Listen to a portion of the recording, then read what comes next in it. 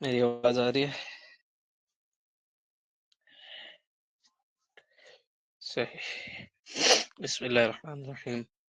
रब्बी यस्सिर वला तुअस्सिर वतम्मिम बिल खैर। रब्बी इश्रह ली सदरी वयस्सिर ली अमरी वहलुल उक़दतम मिन लिसानी यफ़क़हू क़ौली। अल्लाहुम्मा फ़क़्क़िहना फ़िद्दीन, अल्लाहुम्मा फ़क़्क़िहना फ़िद्दीन, अल्लाहुम्मा फ़क़्क़िहना फ़िद्दीन। रब्बी हब ली हुक्मन वअल्हिक़नी बिस्सालिहीन वजअल ली लिसाना सिद्क़िन फ़िल आख़िरीन वजअलनी मिन वरसति जन्नतिन नईम वग़फ़िर ली अबी इन्नहु कान मिनद दाल्लीन। अल्हम्दुलिल्लाहि रब्बिल आलमीन। आज हम लोगों ने बिजनेस मैनेजमेंट की दूसरी मेन एलिमेंट को कवर करना है, एफर्ट्स मैनेजमेंट को। सही। हम लोगों ने इससे पहले टाइम मैनेजमेंट की वर्कशॉप की है। जिन जिन लोगों ने एफर्ट मैनेजमेंट की ज्वाइन की है और टाइम मैनेजमेंट की नहीं अटेंड की हुई, वो लोग टाइम निकाल के तो टाइम मैनेजमेंट की वर्कशॉप को भी विजिट करें। हम लोग इस तरह की 4 वर्कशॉप्स लेकर आएंगे। Time management, effort management, resources management और पीपल मैनेजमेंट। ठीक है, क्या क्या 4 चीज़ें? Time management, effort management, resources management, people management. अभी दूसरी है हमारी एफर्ट मैनेजमेंट। इन चारों के बाद बेसिक्स ऑफ बिजनेस की तरफ शिफ्ट होंगे। ठीक है,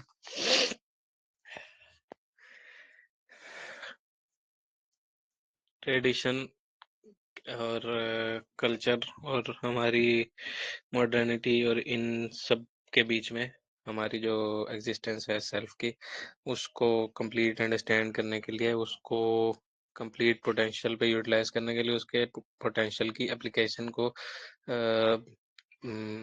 इंटीग्रेटेड वे में और सोशल वे में मंजर आम पे लाने के लिए हम लोगों को क्या चीज़ चाहिए? हम लोगों को टाइम तो लगाना ही लगाना है, लेकिन टाइम लगाना किस चीज़ पर है और किस तरह से इस्तेमाल करना है, कहाँ कहाँ पर इस्तेमाल करना है, कहाँ पर कितना अपना सेल्फ देना है, कहाँ पर अपने सेल्फ को कितने यूज से बचाना है, कितना इसका हायर यूज करना है, कितना इसका एवरेज यूज करना है, कितना इसका मीडियम यूज करना है। हम ये सब चीज़ें इंशाल्लाह आज के वर्कशॉप में, एफर्ट मैनेजमेंट के वर्कशॉप में कवर करेंगे। स्टार्ट लेते हैं। अ, हम लोगों के पास सबसे पहले 2 कीवर्ड्स हैं, एफर्ट और मैनेजमेंट। एफर्ट्स क्या है और मैनेजमेंट क्या है, इन दोनों को अलग-अलग से समझते हैं। उसके बाद फिर इन दोनों की एप्लीकेबिलिटी और इंटीग्रेशन की तरफ जाएंगे। ठीक हो गया? हमारे पास बहुत सिंपल आसान लफ्जों में एक्सप्लेन करूँ अगर मैं, तो एफर्ट्स का मतलब होता है किसी भी चीज़ को ट्राई करना विद इंटेंशन और एनर्जी। ठीक हो गया?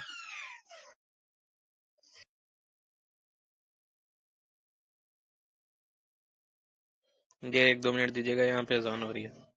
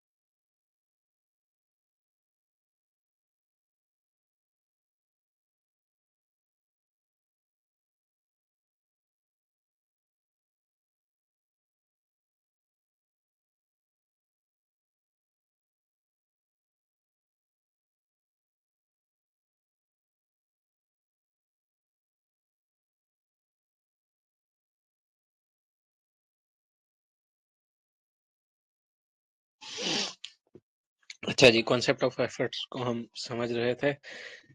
एफर्ट का बेसिक मीनिंग ये होता है कि किसी भी चीज़ को ट्राई करना विद इंटेंशन और विद एनर्जी।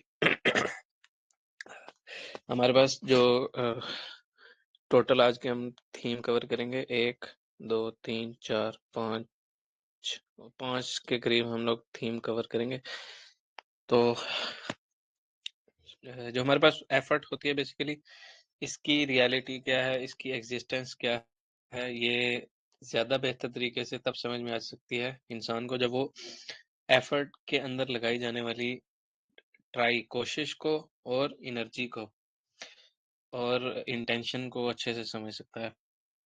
तीनों चीज़ें, एनर्जी क्या है, किसी भी चीज़ की कोशिश करना और नियत करना, ये तीनों चीज़ें अलग-अलग तरीके से मैंने अपनी इस पहले की वर्कशॉप एग्जिस्टेंशियल नॉलेज और उससे पहले वाली नॉलेज एक्विजिशन वाली वर्कशॉप के अंदर बहुत डेप्थ के अंदर एक्सप्लेन की हुई है और बाकायदा इसके ऊपर फ्लो चार्ट्स बना के एक्सप्लेन किए हुए हैं कि किस तरह से थॉट जो है वो नॉलेज के अंदर और नॉलेज से इंटेंशन के अंदर, इंटेंशन से डिसीजन के अंदर और ट्राई के अंदर, एफर्ट के अंदर कन्वर्ट होती है। और किस तरह से वो अमल साले और कंसिस्टेंसी और सब्र जमील पैदा करती है। ठीक हो गया? हमारे पास जो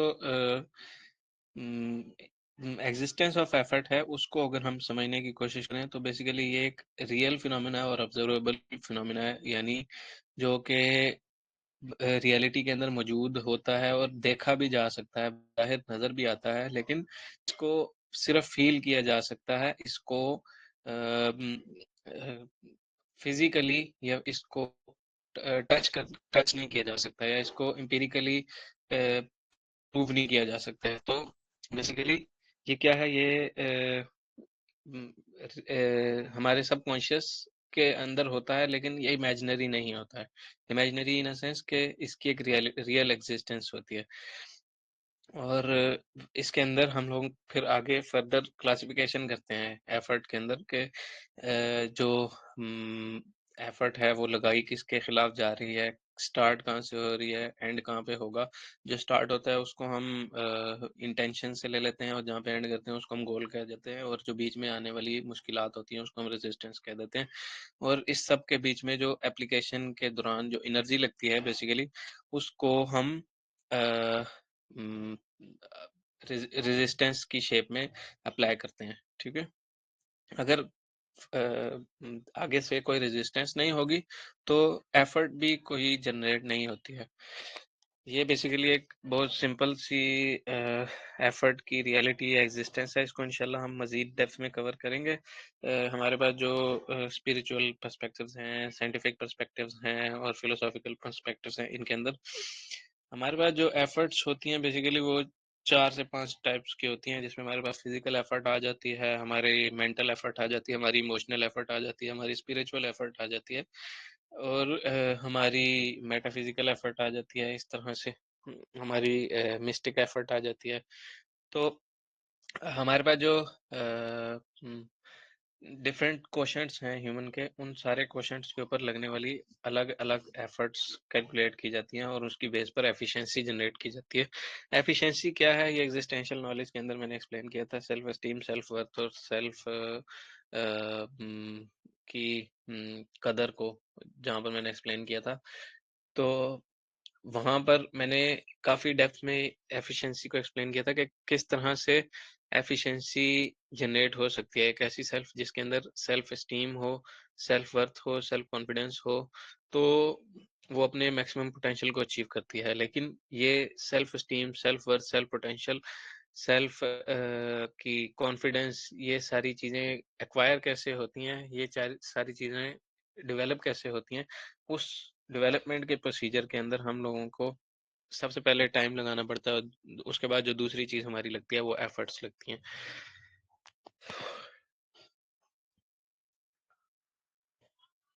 अगर हम बात करें फिलोसॉफिकल पर्सपेक्टिव्स में, तो हमारे पास जो एफर्ट होती है बेसिकली इंसानी एफर्ट की बात अगर हम करें, वो 3-4 पॉइंट ऑफ व्यूज के साथ इंटेंगल्ड है। उसमें हमारे पास सबसे पहली चीज जो होती है वो फ्री विल होती है। दूसरी हमारे पास सेल्फ की कॉन्शियसनेस होती है या अवेयरनेस होती है, और तीसरा उसका पर्पस ड्रिवन एक्शन जो होता है वो बेसिकली ये 3 चीज़ें हमारी इसके ऊपर फ़लसफ़े की गुफ्तगू होती है कि एफ़र्ट किस तरह से इन तीनों चीज़ों के ऊपर बेस करती है, फाउंडेशन रखती है। तो जो हमारे पास फ्री विल होती है, उसका कॉन्सेप्ट क्या था? इसको अगर हम रिवाइज़ करें, फ्री विल का कॉन्सेप्ट हमारे पास था कि जो तकदीर है, वो इंसान खुद अपने हाथ से लिखता है। जबकि मुकद्दर जो है इंसान का वो लिख दिया जा चुका होता है। तो जो फ्री विल होती है बेसिकली वो मुकद्दर नहीं होता, वो डिक्री नहीं होती, वो बेसिकली क्या होती है, वो इंसान की सेल्फ की एफर्ट होती है, जो तकदीर लिखता है इंसान अपने हाथ से, अपने फैसले से। तो एक पर्सपेक्टिव ये फिलोसॉफिकली एक्सप्लेन करता है हमारे पास कि एफर्ट जो होती है वो इंसान के अपने हाथ में होती है, चाहे इंसान बहुत बेर मिनिमम की तरफ जाए तो उसके पास, इंसान के पास क्या होता है, अपना लोकस ऑफ कंट्रोल होता है, in a sense of focus, in a sense of potential. सही। और यही हमारी इंसान बैसियत इंसान, हमारी ताकत होती है। अगर हम अपना कंट्रोल, लोकल कंट्रोल, या फिर हम अपना फोकस ये किसी के हाथ में रख दें या किसी के ताबे कर दें, तो बेसिकली क्या होता है, हमारी जो एफर्ट होती है वो उनके एजेंडाज, उनकी विल, उनकी थॉट के अकॉर्डिंग रन करती है। सही। इसके बाद हमारे पास दूसरा जो कॉन्सेप्ट मेन फ़लसफ़े की गुफ्तगू के अंदर डिस्कस किया जाता है, वो होती है कॉन्शियस अवेयरनेस, के जिसको अवेयरनेस आ जाती है, बेसिकली जिसको रियलाइज़ेशन हो जाती है, जिसको मारिफत हो जाता है, जिसको उर्फ़े आम हो जाता है, जिसको उर्फ़ ख़ास हो जाता है, जिसको महसूस हो जाता है, जिसको एहसास डेवलप हो जाता है, बेसिकली जिसके पास हिस्स होती हैं, हवास ख़म्सा से हट के भी बकिया हवास होते हैं जिसके पास, उससे क्या होता है, वो बंदा कॉन्शियसली एक किसी और रेल्म में होता है, किसी और दुनिया में होता है, किसी और डायमेंशन में जी रहा होता है। उसको चीज़ें ना सिर्फ़ दिखाई देती हैं बल्कि महसूस भी होती हैं। उसको चीज़ों की बातनी हकीकत से आगाही हासिल होती है, उसको चीज़ों की डेप्थ ऑफ मीनिंग जनरेट होती है, जबकि बाकी लोगों को सेम वैसा नहीं हो रहा होता। तो जब हम बात करते हैं कॉन्शियस अवेयरनेस की, तो फ़लसफ़े के अंदर ये चीज़ डिस्कस की जाती है कि कॉन्शियस अवेयरनेस जिसके पास आ जाती है, वो अपनी एफ़र्ट्स को ज़्यादा अच्छे से यूटिलाइज़ कर सकता है बनिस्बत उसके जिसके पास कॉन्शियस अवेयरनेस नहीं है। क्यों? जिसके पास कॉन्शियस अवेयरनेस है, बेसिकली वो क्या करता है, वो अपनी एफर्ट को किसी दूसरे की उम, गुलामी में नहीं रखता, किसी दूसरे की प्रिज़न में नहीं रखता, और फ्रीडम को ट्रू सेंस में, ट्रू मीनिंग में एन्जॉय करता है, और फ्रीडम को ट्रू सेंस में या ट्रू मीनिंग में डेवलप करता है, जिसकी बेस पर जो इक़दामात वो उठाता है, वो उसके एफर्ट्स होते हैं। लास्ट में हमारी जो फ़लसफ़े की गुफ्तगू के अंदर चीज़ डिस्कस होती है, वो बेसिकली होती है पर्पस ड्रिवन एक्शन। जो हमारे पास पर्पस ड्रिवन एक्शंस होते हैं, या जो हमारे पास पर्पस ड्रिवन एक्शंस होते हैं, वो अलाइन करते हैं किसी भी एग्जिस्टेंस की रियलिटी को, किसी भी एग्जिस्टेंस के मीनिंग को। जैसे ही कोई एग्जिस्टेंस अपने मीनिंग को आइडेंटिफ़ाई कर लेता है या अपने मीनिंग को सेट कर लेता है, अपने मीनिंग को डिफ़ाइन कर देता है, तो बेसिकली वो उसकी तरफ ट्रैजेक्टरी शो करता है, उसकी तरफ पाथ शो करता है, उसकी तरफ डायरेक्शन जनरेट करता है, और फिर उसी की तरफ से आने वाला सारा नॉलेज और इंटेंशन को अलाइन करता है उस पाथ के ऊपर। तो बेसिकली जो पर्पस ड्रिवन एक्शंस होते हैं, वो भी एफर्ट्स के अंदर बहुत ज़्यादा मुआविन साबित होते हैं। किस सेंस में? कि हर वजूद जो है वो अपना एक अलग मकसद रखता है। जितने तमाम वजूद हैं, वो अपने अलग मकसद रखते हैं। उनके अलग मकासद जो हैं, उसकी मकासद के रास्ते में आने वाले जितने भी मसाइल होंगे, उन मसाइल का सामना करना, बेसिकली वही चीज़ जो मैंने शुरू में बताई थी कि रेज़िस्टेंस होना लाज़मी है। उन मसाइल के आने इस बात की गवाही है कि उस बात में उस रास्ते में, उस पाथ में, उस डायरेक्शन में क्या है, एफर्ट लगेगी। तो इस ये 3 हमारी डिस्कशंस होती हैं फिलोसॉफिकली के एफर्ट जो है वो एग्ज़िस्ट करती है because human possess free will, conscious awareness and purpose driven action.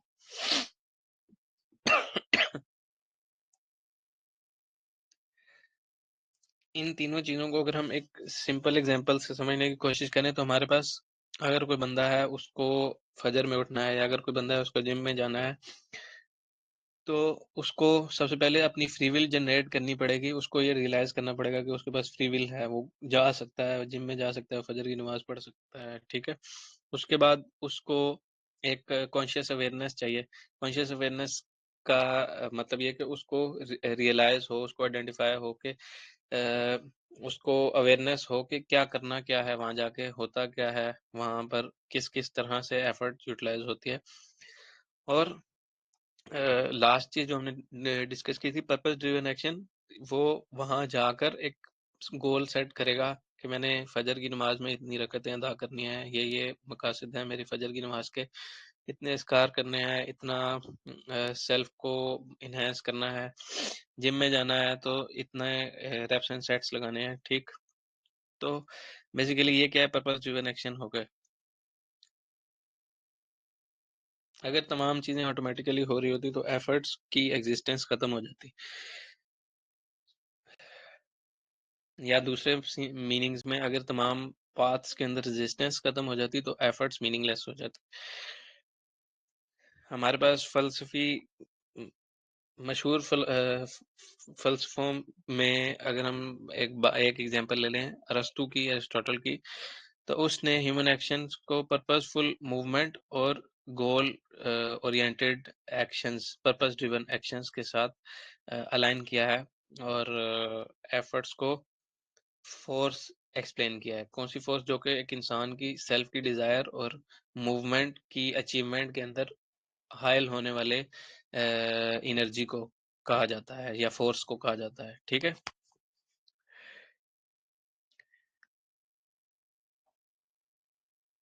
इसके बाद हम आते हैं हमारे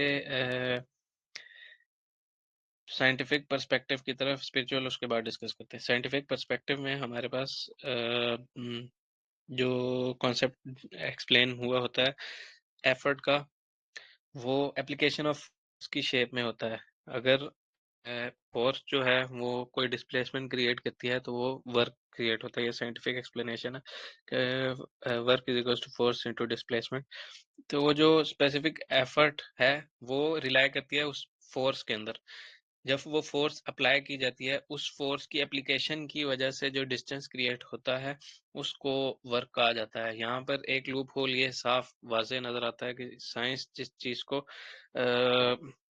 एक्सप्लेन करती है उसके अंदर एफर्ट का कॉन्सेप्ट नहीं होता।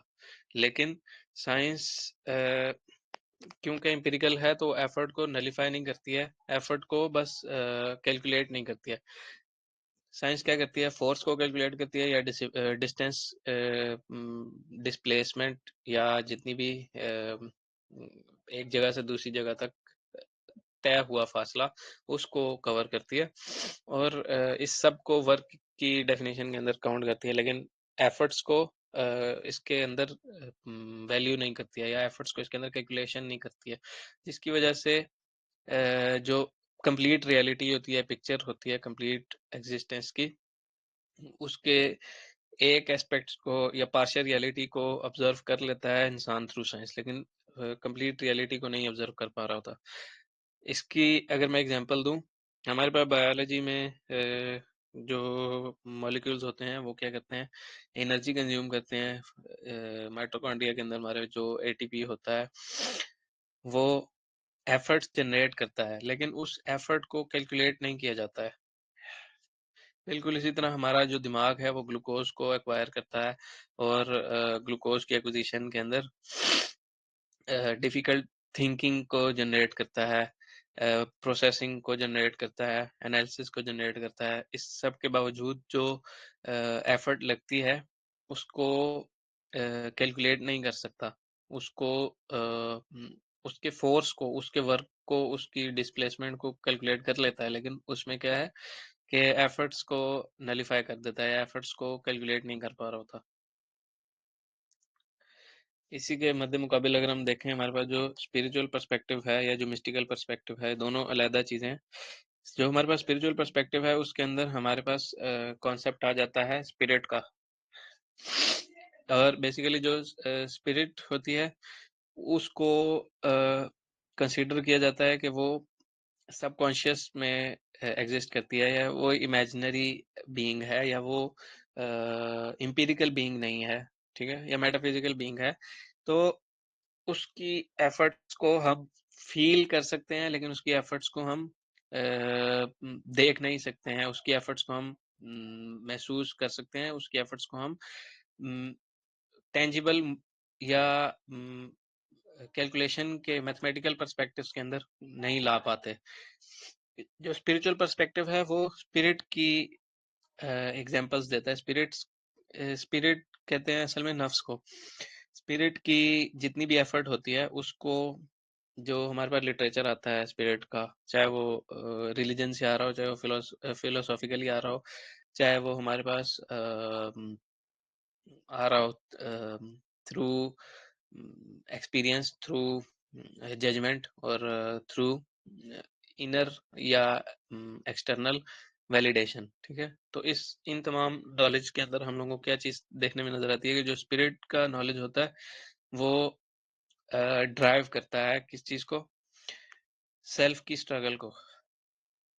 लेकिन ये वाली सेल्फ की जो स्ट्रगल होती है, ये वाली जो बैक एंड पे मूवमेंट होती है, या जो एफर्ट होती है, इसको किसी रिवार्ड के साथ लिंक किया जाता है, या इसका जो मीनिंग होता है वो एक्नॉलेज तो किया जाता है, रियल सेंस में नहीं एक्नॉलेज किया जाता। क्योंकि जो हमारी मॉडर्निटी की बेसिस होती है अक्सर वो डली होती है साइंटिफिक पर्सपेक्टिव्स के ऊपर। तो जो हमारे पास जो स्पिरिचुअल पर्सपेक्टिव्स होते हैं उसको आइन, अरबी में कहते हैं आइनुल हक, आइनुल यकीन नहीं डेवलप किया जाता उसका, उसको इल्मुल यकीन की कैटेगरी से देखा जाता है। यानी उसको अगर बिलीफ भी उसके ऊपर डेवलप हो रहे हैं तो उसको इल्म की नज़र से देखा जा रहा होता है, उसको आइन या बसारत बसीरत की नज़र से नहीं देखा जा रहा होता है, ठीक है। हमारे पास जो स्पिरिचुअल पर्सपेक्टिव है इसी के मध्य मुकाबले हमारे पास मिस्टिकल कॉन्सेप्ट होता है। मिस्टिक्स के अंदर क्या होता है कि रूहानी उलूम, तसव्वुफ का इल्म, या इल्म रूह को डिस्कस किया जाता है। हमारे इल्म नफ्स और इल्म रूह में जो उलूम होते हैं बेसिकली,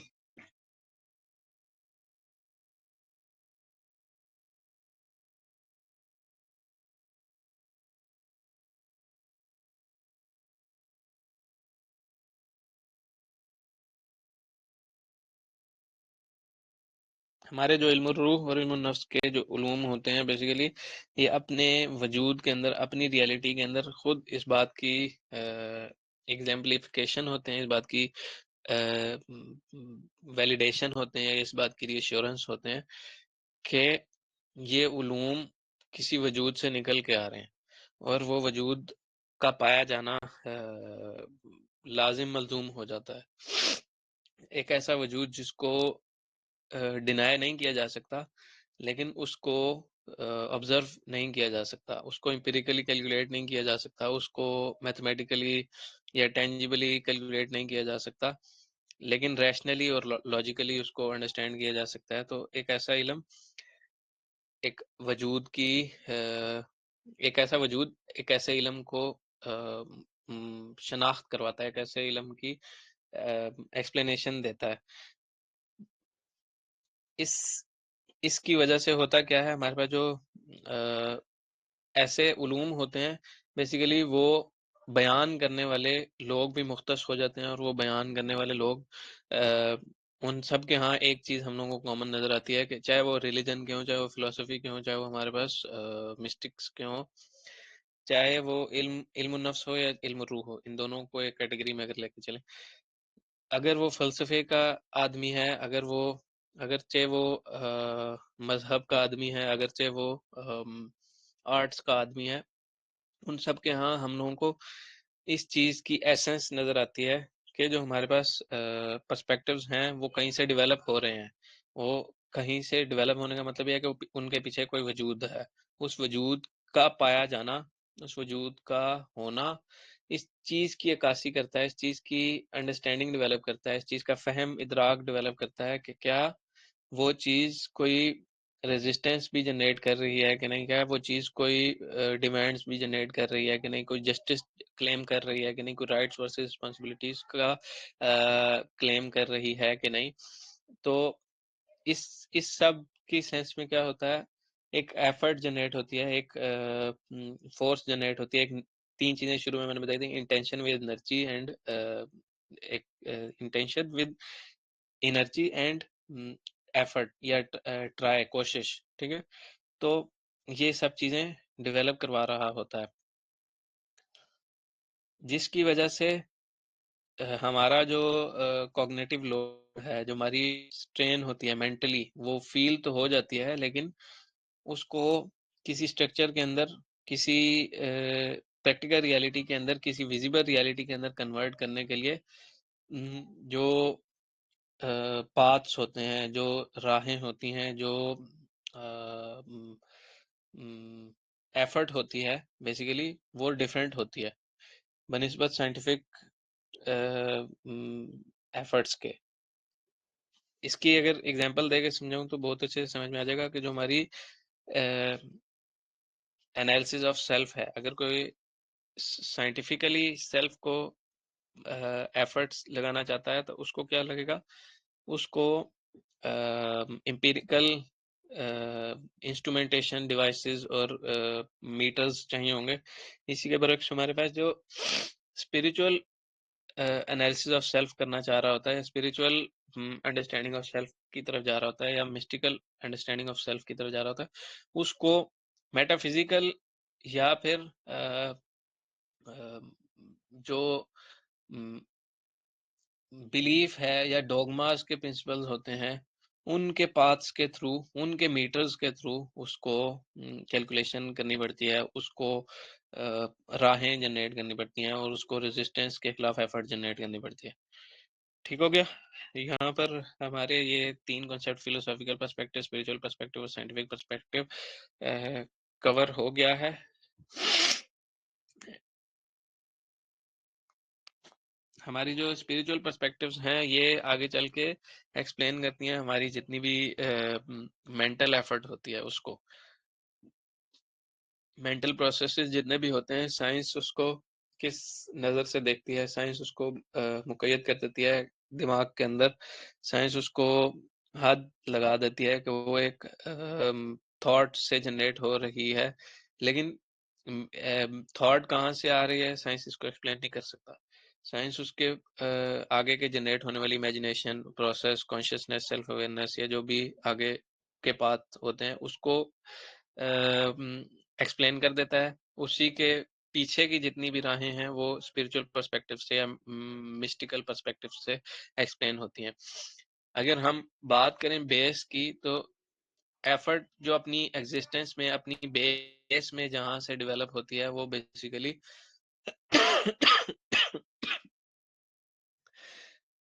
फ़लसफ़े की बहस बन जाती है। वो जो हमारे पास फ़लसफ़े की बहस बन जाती है, उसमें हमने यही 3 चीज़ें कवर की थी कि फ्री विल होती है, इंसान के पास कॉन्शियसनेस होती है और पर्पस ड्रिवन एक्शंस होते हैं। ठीक हो गया? इस तरह से चीज़ें एक कंप्लीट सेल्फ की कंप्लीट डेवलप के अंदर, कंप्लीट एवोल्यूशन के अंदर एग्जिस्ट आउट करते हैं। इनमें से एक भी एलिमेंट या कोई एक भी पर्सपेक्टिव मिसिंग हो जाता है तो क्या होता है कि फाउंडेशन डेवलप नहीं हुई होती है और आगे का पाथ जनरेट हो जाता है। तो आगे के पाथ जनरेट हो जाने में ये खदशा लाक रहता है कि इंसान बज़ाहिर अगर अपनी आंख से देख रहा है, तो इंसान को नहीं मालूम कि वो क्या देख रहा है। बस जो देख रहा है उसको कंप्लीट रियलिटी समझना शुरू कर देता है। या दूसरे मानी में कहूँ, एक इंसान अगर हाथ में पानी लेके जा रहा है और आँख उसे पानी कह रही है, तो ज़रूरी नहीं कि वो पानी ही हो।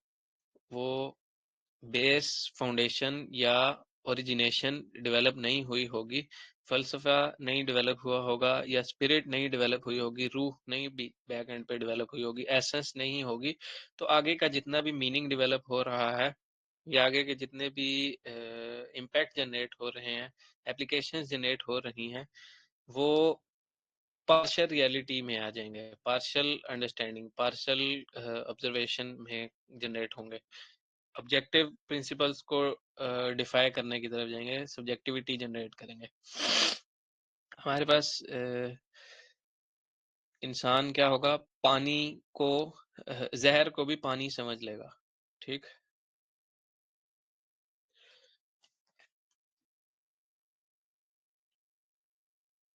अभी तक की जितनी भी हम लोगों ने डिस्कशन की है एफर्ट की रियलिटी टाइप्स और पर्सपेक्टिव्स को समझने में, इसमें हम लोगों ने, अगर मैं कंक्लूड करके एक दो जुमलों में कहूँ तो इसमें हम लोगों ने क्या समझा है कि एफर्ट एक वजूद रखती है या एक रियलिटी रखती है, एक हकीकी मानी रखती है। उस हकीकी मानी की जड़ तक जाने के लिए, जहां से वो पौधा उग रहा है, उस उस जड़ पर जाना लाजमी है।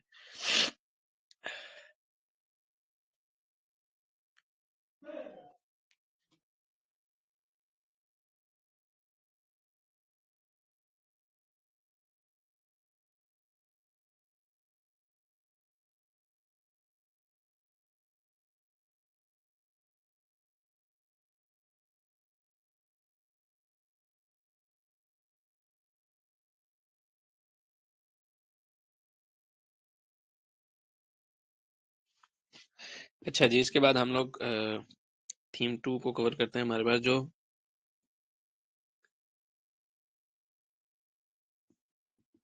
कॉन्सेप्ट है स्कॉलिस्टिक बेंच का, वो क्या है हमारे पास, अगर हम बात करें, क्योंकि जो स्कॉलिस्टिक बेंच मैंने उठाई है ये इस्लामिक उठाई है।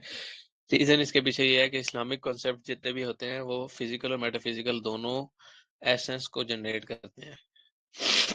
हमारे पास जो स्कॉलिस्टिक बेंच है उसमें सबसे पहला नाम जो हमारे पास आता है हजरत अबू बकर सिद्दीक रजी अल्लाह। हजरत अबू बकर सिद्दीक रजी अल्लाह का क्या कॉन्सेप्ट था कि जो हमारे पास इमीडिएट एक्शंस होते हैं वो कंप्लीट ट्रस्ट इन अल्लाह से डेवलप होते हैं। यानी किसी चीज की जो फ्री विल थी, हमने जो पीछे फिलोसॉफिकल पर्सपेक्टिव्स के अंदर एक्सप्लेन की, वो हजरत अबू बकर सिद्दीक रजी अल्लाह के हाँ वो फ्री विल आती कैसे है, अल्लाह के ऊपर ट्रस्ट करने से, जिसकी वजह से हमारे एक्शंस जनरेट होते हैं। यानी अगर कोई शख्स बीच में अल्लाह का ट्रस्ट खत्म कर दे तो वो भी क्या करता है, वो बेस से ओरिजिन से नहीं निकलता, वो क्या करता है, वो फ्री विल का कॉन्सेप्ट भी अगर बिलीव कर रहा है लेकिन फ्री विल कहाँ से आ रही है इस चीज को नहीं अंडरस्टैंड कर पा रहा, तो क्या हुआ, उसने एक बीज की कड़ी हाइल कर हजफ कर दी, ठीक। एक बीज की कड़ी को निग्लेक्ट कर दिया या नलीफाई कर दिया, जिसकी वजह से कंप्लीट डेवलपमेंट नहीं हुई एफर्ट की। तो हजरत अबू बकर सिद्दीक रजी अल्लाह का कॉन्सेप्ट था कि जो एक्शंस होते हैं वो बेसिकली कंप्लीट ट्रस्ट, कामिल तवक्कुल से डेवलप होते हैं। और इसी चीज की बेस पर उन्होंने अपनी तमाम ऐसी, यही एक जिंदा मिसाल है कि उन्होंने अपनी तमाम की तमाम जो वेल्थ थी वो अल्लाह की राह में दे दी थी गज़वा तबूक के मौके पर।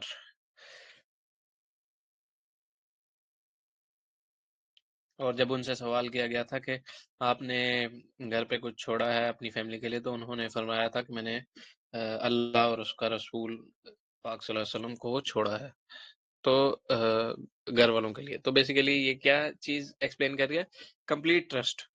यानी जब वक्त आया, जरूरत आई, तो क्या हुआ, जो हमारे पास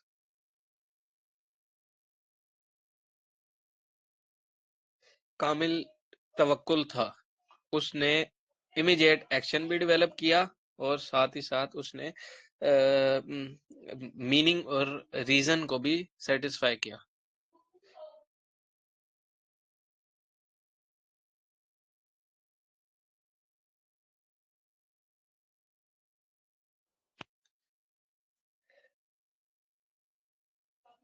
इसके बाद हमारा जो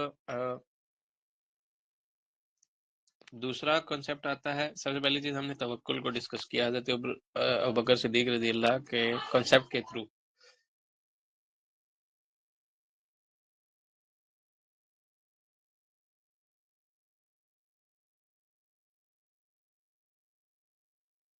इसके बाद हम डिस्कस करते हैं हज़रत उमर इब्न खत्ताब रज़ी अल्लाह का कॉन्सेप्ट।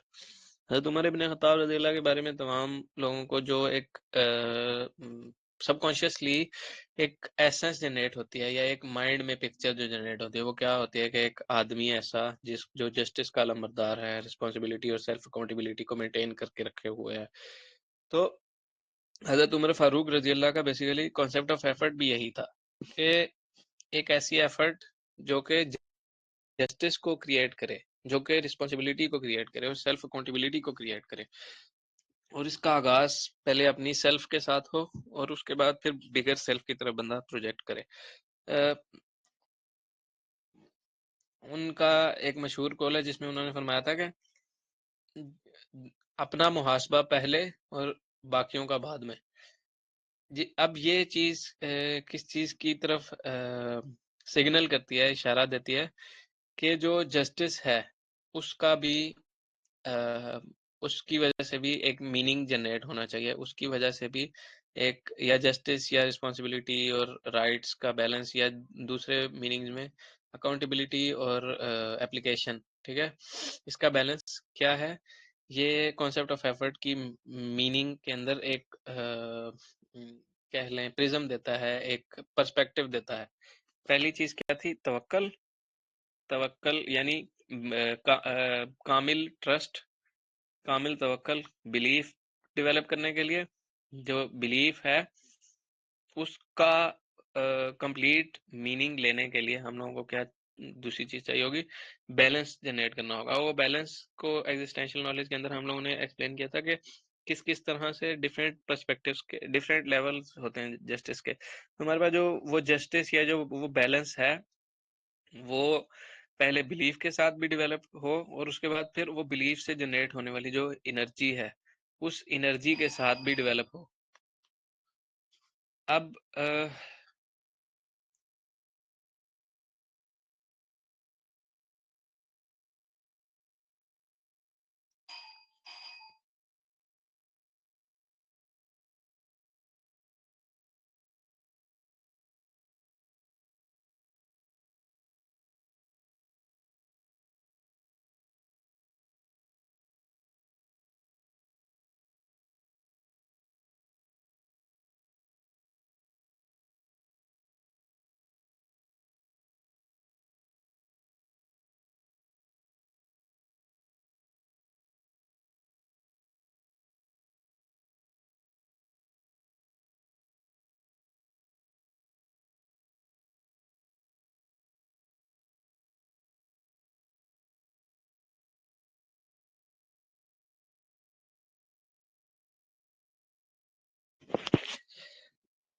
अब हम हजरत उस्मान बिन अफ़्फ़ान के कॉन्सेप्ट की तरफ जाते हैं।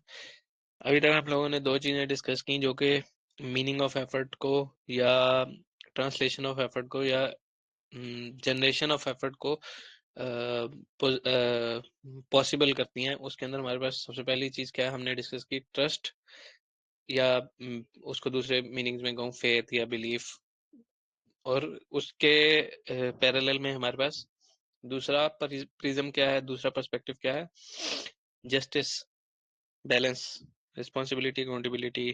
ठीक हो गया? ये सारे मीनिंग उसी में ही आ जाते हैं। हजरत उस्मान बिन अफ़्फ़ान रज़ी अल्लाह का पर्सपेक्टिव क्या था रिगार्डिंग एफर्ट के? हजरत उस्मान बिन अफ़्फ़ान की जो हमारे जहनों में एसेंस जनरेट होती है या एक पिक्चर जनरेट होती है, इमेजिनेशन जो जनरेट होती है, वो बेसिकली उनकी सेग्रीफिकेशन या उनकी बहुत ज़्यादा माल लुटाने की नज़र से आती है, या बहुत ज़्यादा कुर्बानी की नज़र से आती है, बहुत ज़्यादा साइलेंट सर्विस की नज़र से आती है। तो इनका क्या कॉन्सेप्ट है एफर्ट के बारे में लेके, कि जितनी भी एफर्ट है बेसिकली वो इस तरह से की जाए कि उसमें दो तीन एलिमेंट्स, एक हया का एलिमेंट, दूसरा जो फाइनेंशियल सेक्रीफाइस है या जो भी किसी मेंटल सेक्रीफाइस है, या जो मीनिंग जनरेट करने के लिए हम कोई भी सेक्रीफाइस जनरेट कर रहे हैं, वो सेक्रीफाइस इस तरह से हो कि एक तो उसके अंदर हया मेंटेन हो, दूसरा उसके अंदर हमारे पास क्या हो कि सबके लिए एक कॉन्सेप्ट ऑफ बैलेंस नजर आए, उसमें एक कॉन्सेप्ट ऑफ जेनरोसिटी नजर आए, या उसके अंदर एक सखावत का पर्सपेक्टिव छुपा हुआ हो, सखावत का पर्सपेक्टिव मख्फी हो। रीजन क्या है इसके पीछे? उनका इस कॉन्सेप्ट के पीछे रीजन क्या थी कि जितनी भी वो सेक्रीफाइस के लिए एफर्ट जनरेट हो रही है, जितनी भी वो सेक्रीफाइस जनरेट हो रहा है, उस सारे के सारे सेक्रीफाइस के अंदर या उस सेक्रीफाइस की वजह से जनरेट होने वाली फोर्स या एनर्जी या जो भी हमारे पास इंटेंशन जनरेट हो रही है, उस सब के अंदर क्या हो कि एक रिया का एलिमेंट ना हो, कॉन्सेप्ट ऑफ फुलफिलमेंट या एश्योरेंस या वैलिडेशन जो है वो अल्लाह की तरफ से आ रही हो।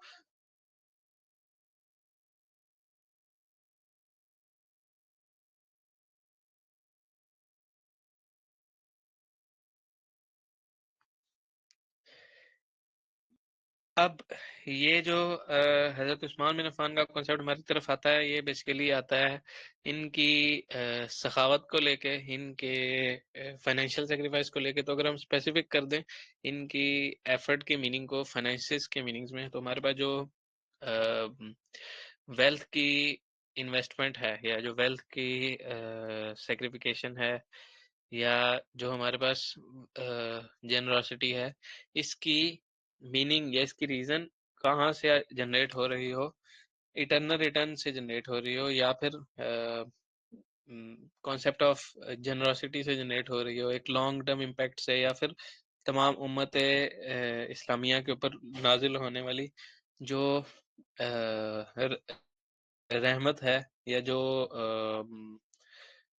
फाइनेंशियल सेक्रीफाइस की वजह से जो एक पीस जनरेट हो रहा है, उसके ऊपर बायस करती है, उसके ऊपर बेस करती है, उसके ऊपर फाउंडेशन रखती है।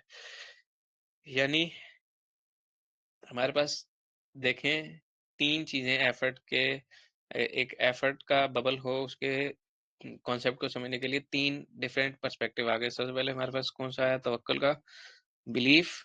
उस बिलीफ से डेवलप होने वाला हमारे पास हजरत उमर फारूक का जस्टिस। उस बिलीफ के साथ जस्टिस, उससे पैदा होने वाली जितनी भी एनर्जी है उसके साथ जस्टिस, और फिर उस उस जस्टिस को एक टेंजिबल लिमिट देना, एक टेंजिबल पोजीशन देना। वो टेंजिबल लिमिट या वो टेंजिबल पोजीशन कौन सी हो कि वो सबसे पहले किया किसके लिए जा रहा है, और वो दूसरी चीज के उसका रिवार्ड या उसका रिटर्न किस शेप में नजर आना चाहिए। सही। ये तीन कॉन्सेप्ट हमारे पास खलाइफ से मिलते हैं, खलीफतुल मुस्लिमीन से मिलते हैं। इसके बाद जो हमारे कॉन्सेप्ट हैं वो उलमाए उलमाए तसव्वुफ, या इनको हम दूसरे सेंस में कहें उलमाए उम्मत से मिलते हैं। ये जो दो आगे के दो कॉन्सेप्ट्स में, ये हमारे पास वो कॉन्सेप्ट्स हैं जो कि जिनकी सदाकत नबी पाक सल्लल्लाहु अलैहि वसल्लम ने दी कि ये हक के अलमबरदार हैं, या हक के ऊपर हैं, जो इनके साथ होगा वो हक पे होगा।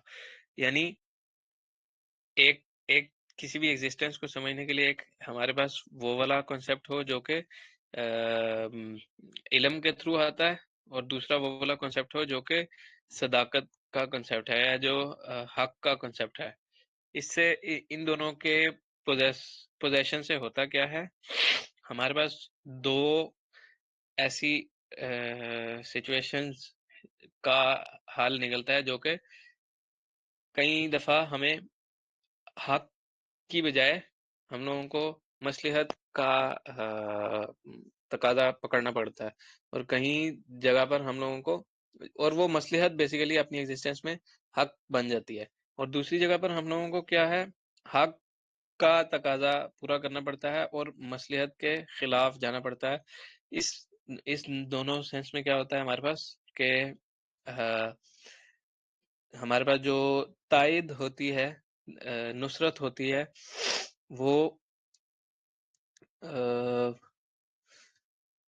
सेल्फ की रियलाइजेशन के अगर पर्सपेक्टिव से एक्सप्लेन करूं, जो हमारे पास सेल्फ के फाउंडेशंस हैं, पहले बिलीफ आता है, उसके बाद थॉट आती है, थॉट के बाद इंसान की जो भी इंटेंशन आती है और फिर एफर्ट आती है, उसको भी सेटिस्फाई कर देता है और एक मेटाफिजिकल कॉन्सेप्ट को भी बीच में अरेंज कर देता है कि उस सेल्फ की जो थॉट आने से पहले की सारी एफर्ट थी, उसको भी बैलेंस आउट करता है। ये आगे के जो दो स्कूल ऑफ थॉट कह लें या दो स्कॉलर्स कह लें, इनकी एक्सप्लेनेशन के अंदर हमारे पास जो नबी पाक सल्लल्लाहु अलैहि वसल्लम के दौर में इल्म का खजाना समझा जाता था हजरत अब्दुल्लाह इब्न मसूद को, हजरत अब्दुल्लाह इब्न अब्बास रजी अल्लाह को, और इनके पास से किसी को किसी सवाल का जवाब नहीं मिलता था तो वो जाया करते थे मौला अली इस्लाम की तरफ। तो हमारे पास जो हजरत अब्दुल्लाह इब्न मसूद का कॉन्सेप्ट है वो पहले डिस्कस करते हैं। हजरत अब्दुल्लाह इब्न मसूद रज़ी अल्लाह जो है वो, क्योंकि इल्म के बहुत ज़्यादा प्यासे थे, तो उनकी नज़र में जो एफर्ट है वो स्पेसिफिक हो जाती है टुवर्ड नॉलेज, नॉलेज और उसकी फिर कंसिस्टेंसी की तरफ।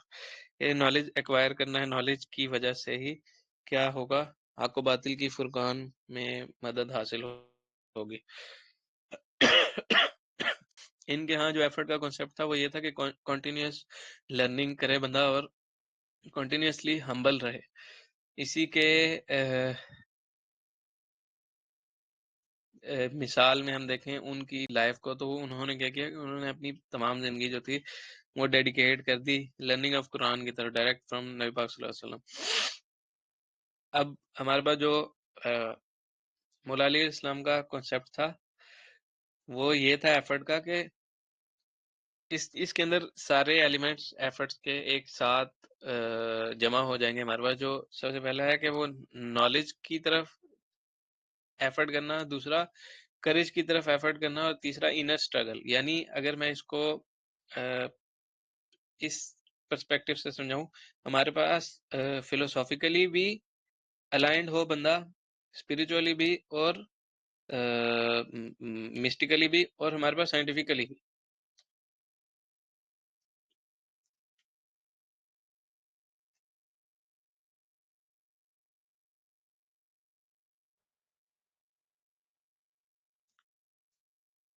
मौला अली इस्लाम के मद में अगर हम देखें, उनकी जो मीनिंग थी रिगार्डिंग एफर्ट वो ये थी कि कॉन्टिन्यूसली इंसान जो है वो इंटेलेक्चुअल एफर्ट करे, इंटेलेक्चुअल स्ट्राइव करे, और इंसान जो है वो एक मॉरल कंट्रोल की तरफ जाए, इंसान जो है वो एक ब्रेवरी की तरफ जाए। दूसरे अल्फाजों में उनका जो एफर्ट का मीनिंग था वो ये था कि कंट्रोल हो सेल्फ के ऊपर। अब जो हम लोगों ने अपनी नॉलेज एक्विजिशन की वर्कशॉप थी उसके अंदर ये चीज़ कवर की थी कि जो हमारा कंट्रोल होता है बेसिकली वो क्या होता है, किसी चीज़ को स्टार्ट करना, मैनेज करना और स्टॉप करना। यानी किसी चीज़ को स्टार्ट करना, किसी चीज़ को मैनेज करना और स्टॉप करना बेसिकली क्या है, ये एफर्ट है, ये एफर्ट की अलमबरदारी है।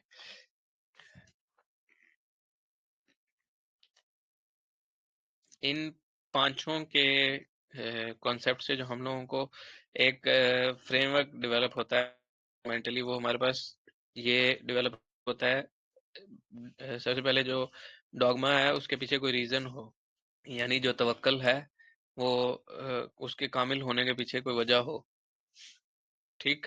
दूसरा रिगार्डिंग एफर्ट, ठीक है। दूसरा क्या है, दूसरा ये कि जो हमारा जस्टिस है, वो जो हमारा मीनिंग है वो जस्टिस ड्रिवन हो। यानी अगर एफर्ट का मीनिंग जनरेट कर रहे हैं, एफर्ट से पहले का मीनिंग जनरेट कर रहे हैं, या एफर्ट्स के आगे यूटिलाइजेशन के अंदर जो मीनिंग जनरेट कर रहे हैं, उसके ऊपर एक जस्टिस क्रिएट हुआ हो। और जो जस्टिस है बेसिकली वो फिर आगे ट्रांसलेट होता है प्रॉपर जस्टिफाइड एक्शन के अंदर, जिसे अमले सालेह भी कहा जाता है। और तीसरा एलिमेंट जो हमें मिलता है वो मिलता है हमें सेक्रीफाइस का, कुर्बानी का। ठीक है, कि हज़रत उस्मान गनी रदी अल्लाह जो सेक्रीफाइस थे उसके पर्सपेक्टिव से देखते थे कि एफर्ट क्या है। जी मैं ये इसको ना एक दफ़ा दोबारा से एक्सप्लेन कर देता हूँ, ये जो सेक्रीफाइस वाला कॉन्सेप्ट है। सही हो गया, हज़रत उस्मान गनी वाला। हज़रत अच्छा, जो चौथा एलिमेंट हम लोगों को मिलता है वो बेसिकली मिलता है सेल्फ कंट्रोल का। इसको अरबी में कहा जाता है सेल्फ कंट्रोल को मुजाहिदा, जिहाद करना। ठीक है, और पांचवा जो हमें मिलता है वो हम मुहासबे का मिलता है, कॉन्टिन्यूस लर्निंग की तरफ मुहासबा करते रहना, कॉन्टिन्यूस कंसिस्टेंट एक्शन लेना। हज़रत उस्मान गनी का जो कॉन्सेप्ट था सेक्रीफाइस का, कुर्बानी का, बेसिकली वो ये था कि हमारे पास जो एफर्ट है वो किसी सेक्रीफाइस के वजह से आती है। कोई सेक्रीफाइस देता है इंसान तो वो ट्रांसलेट होती है एज इन एफर्ट। ठीक, हम लोगों ने पहले क्या एग्जिस्टेंशियल नॉलेज के अंदर क्या चीज समझी हुई थी कि एफर्ट, हम लोगों ने वहां समझा होता कि जो सेक्रीफाइस है वो कॉन्सेप्ट ऑफ लव को और कॉन्सेप्ट ऑफ मीनिंग को एमर्ज करता है। और यहाँ पर हजरत उस्मान गनी के कॉन्सेप्ट से हमें क्या पता लगता है कि कॉन्सेप्ट ऑफ सेक्रीफाइस जो है वो concept of meaning of sacrifice, concept of meaning of generosity को, या concept of meaning of balance को, concept of meaning of peace को एक्सप्लेन करता है। यानी अगर इंसान सेक्रीफाइस देता है तो वो अपनी दूसरी मीनिंग्स में क्या कर रहा है, कोई एफर्ट कर रहा है, और वही एफर्ट की वजह से कोई रिजल्ट नजर आना चाहिए। वो रिजल्ट क्या हो हमारे पास, या तो उसकी वजह से कोई आलम इस्लामिया में अमन पैदा हो रहा हो, लोगों के मसाइल हल हो रहे हो, सोशल वेलफेयर डेवलप हो रही हो, या दूसरे मीनिंग्स में क्या है कि वो कोई अबदी खैर ला रहा हो। जैसे मिसाल एक देता हूँ, हजरत उस्मान गनी रज़ी अल्लाह ने जो कुआं था रुमा का उसको खरीदा और उसको लोगों में आम कर दिया मुफ्त में, जबकि उससे पहले वो कुआं पैसों पे लोग वहां पर या नकद वहां से क्या करते थे, पानी खरीदा करते थे। तो हज़रत उस्मान गनी ने ये एक सेक्रीफाइस दिया। इस सेक्रीफाइस को ट्रांसलेट करते हैं हम अपने फिलोसॉफिकल अंडरस्टैंडिंग के अंदर, एनालिसिस के अंदर, कि ये क्या है, ये एक एफर्ट है। एफर्ट किस सेंस में, उन्होंने एक सेक्रीफाइस दिया, उस सेक्रीफाइस की वजह से, उस एफर्ट की वजह से एक भलाई हो गई, सोशल वेलफेयर जनरेट हुआ। तो बेसिकली ये असद उस्मान गनी रदी अल्लाह का कॉन्सेप्ट है कि वो एफर्ट जो है, वो एफर्ट आगे कोई मीनिंग जनरेट करने के लिए जाए, कोई पॉसिबल वेलफेयर नजर आए उससे। ठीक है, या कोई पॉसिबल वेलफेयर जनरेट हो जिसका कोई टेंजिबल या इटरनल रिटर्न आए हमारे पास। ठीक हो गया, आगे चलें।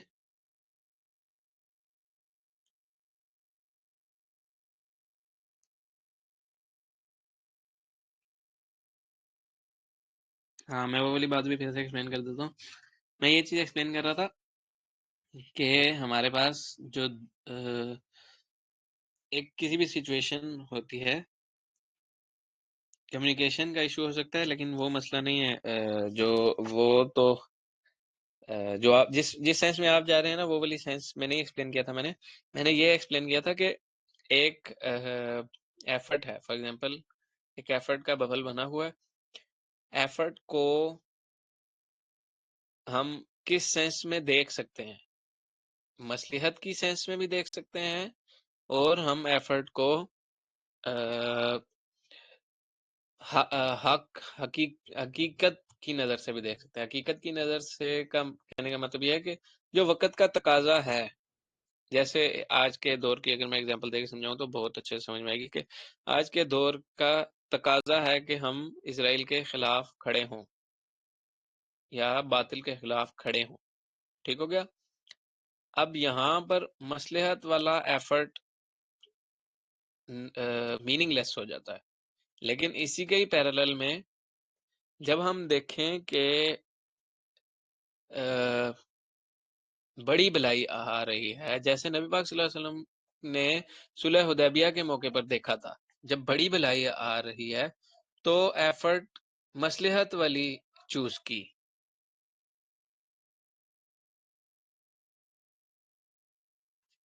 बनिस्बत जो वक़्ती तकाज़ा था,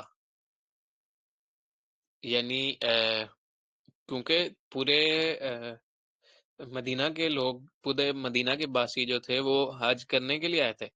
लेकिन नबी पाक सल्लल्लाहु अलैहि वसल्लम ने सुलह हुदैबिया कर दी वहाँ पे।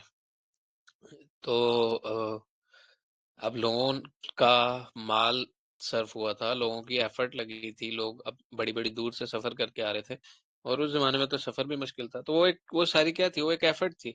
लेकिन मसलहत वाली एफर्ट को टच कर दिया। तो ये चीज़ मैं एक्सप्लेन कर रहा था कि हमारे पास एफर्ट के 2 कह लें प्रिज़म्स जनरेट हो जाते हैं और फिर हम हमें यही विज़डम का तकाज़ा होता है। अभी विज़डम की तरफ हम नहीं गए हैं। ये विज़डम का तकाज़ा होता है कि अब कौन-सी पर्सपेक्टिव को चूज़ करना है। ठीक हो गया? 1 मिनट दीजिएगा।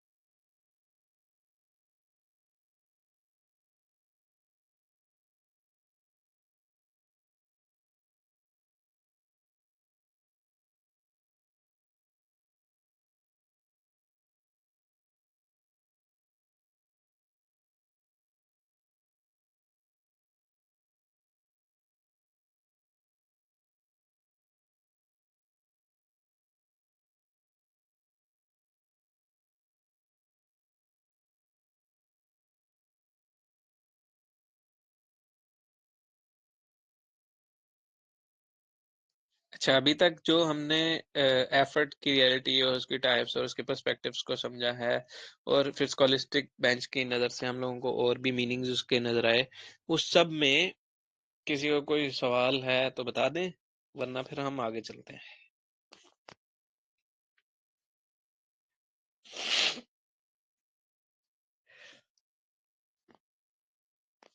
अच्छा जी, अब हम आते हैं मिस्टिकल कॉन्सेप्ट की तरफ।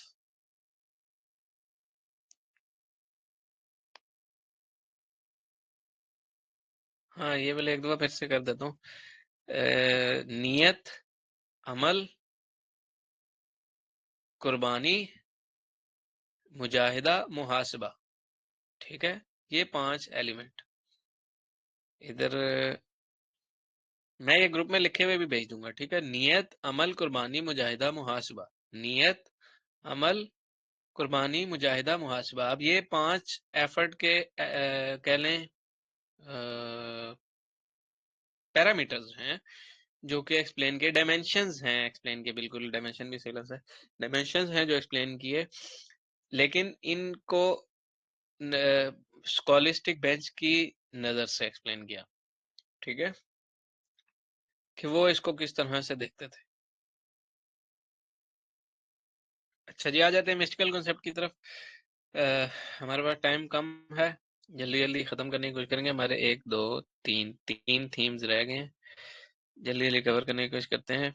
जो हमारे पास मिस्टिकल कॉन्सेप्ट है वो ये है कि जो हम्म, अब ये मिस्टिकल कॉन्सेप्ट को भी अगर हम देखें, तमाम अध्ययन जितने भी हैं, तमाम रिलीजन जितने भी हैं, वो किसी न किसी बुक के ऊपर रिलाय करते हैं। अब वो हर हर रिलीजन की जो अपनी बुक है, वो बात करती है एक ऐसी रियलिटी की भी जो कि फिजिकली तो या एम्पिरिकली तो नजर नहीं आती है या महसूस नहीं होती है एम्पिरिकली, मेटाफिजिकली पाई जाती है, जिसका वजूद मौजूद तो है, लेकिन उसको हर उसको अवाम के लिए एक्सप्लेन नहीं किया गया, वो खवास का इल्म है, वो खवास के लिए मुख्तस की गई। अब वो मिस्टिकल कॉन्सेप्ट जो हैं वो हर रिलीजन में पाए जाते हैं। अब वो हर रिलीजन एक ही चीज की तरफ बात करता है कि जो हमारे पास इनर सेल्फ है उसको अलाइन करो, उसकी कंप्लीट एक्विजिशन, एडॉप्शन, और उस इनर सेल्फ को डिसिप्लिन करना, उसके ऊपर स्ट्राइव करना और उसको प्यूरिफाई करना, और फिर उसकी पावर्स को अचीव करना, और उसकी वजह से माशरे में एक बिगर इम्पैक्ट क्रिएट करना, एक बिगर जस्टिस क्रिएट करना, एक बिगर रिस्पॉन्सिबिलिटी का आ जाना, ये सब चीजें एक्सप्लेन करती है मिस्टिकल कॉन्सेप्ट जितने भी अध्ययन हैं। हम अगर यहाँ पर स्पेसिफिकली बात करें तसव्वुफ की, तसव्वुफ के हाँ क्या होता है, तसव्वुफ बेसिकली सूफिया का इल्म था। तसव्वुफ कहा जाता है तसव्वुफ कहा जाता है हमारे पास इल्म रूह के कॉन्सेप्ट को। लोग क्या गलती करते हैं, तसव्वुफ को इल्म नफ्स का समझ जाते हैं। जो हमारे पास स्पिरिचुअलिटी है वो तसव्वुफ नहीं होती है, तसव्वुफ बेसिकली इससे हट के है। तसव्वुफ मिस्टिसिज्म कहा जा सकता है तसव्वुफ को।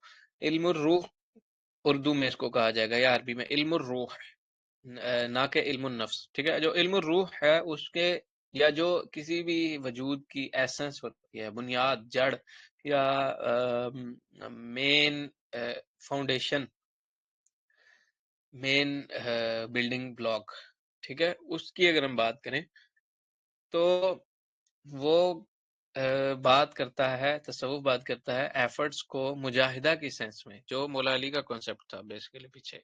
ठीक है, मुजाहिदा के कॉन्सेप्ट में मुजाहिदा क्या होती है, इसका मतलब होता है जिहाद करना। ठीक है, एफर्ट करना, स्ट्राइव करना, किस चीज की तरफ, प्यूरिफिकेशन ऑफ सोल की तरफ, सोल की इंटेंगलमेंट की तरफ, सोल की वजह से मीनिंग्स जनरेट करने की तरफ, और सोल की वजह से गॉड या खुदा ताला शानू की तरफ करीब होने, कुर्बत इलाही की तरफ। ठीक है, फना फिल्लाह की तरफ।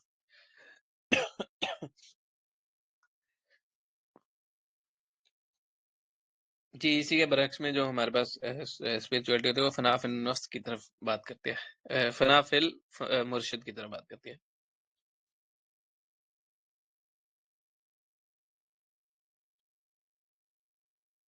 अब ये किस चीज को बेसिकली, इनके कोर कंसेप्ट को समझने की कोशिश करूं तो ये बेसिकली मुजाहिदा तो नफ्स के ऊपर बात करते हैं कि नफ्स जो लोअर लोअर सेल्फ है, हमारी जो नफ्स है, उसको कंट्रोल के अंदर लेकर आना। यानी जैसे एक घोड़ा, घुड़सवार है, वो घोड़े के ऊपर कंट्रोल रखता है। जैसे ही वो लगामे बाईं तरफ मोड़ेगा तो घोड़ा बाईं तरफ जाएगा, वो दाईं तरफ मोड़ेगा तो घोड़ा दाईं तरफ जाएगा। ऐसा ना हो कि घोड़ा उसको कंट्रोल कर रहा हो। ठीक है, बिल्कुल यही कॉन्सेप्ट होता है मुजाहिदतुन नफ्स का। और इसकी डेप्थ होप्स हो कि आप लोगों को पहले से भी आइडिया होगी कि नफ्स को कैसे कंट्रोल किया जाता है। कम खाना, कम सोना, कम बोलना, ये तीन बेसिक एलिमेंट्स होते हैं। अल गजाली के यहाँ नफ्स जो है वो क्या करता है, वो इंक्लाइन होता है toward comfort zone, toward pride, या टुवर्ड एंगर, डिजायर्स की तरफ, बेसिकली डिजायर्स की तरफ। ठीक है, ख्वाहिश, ख्वाहिश नफ्स।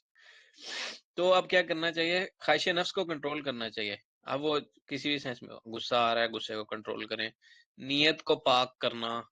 ठीक है, तकब्बुर और अनापरस्ती से निकलना और हम्बल हो जाना।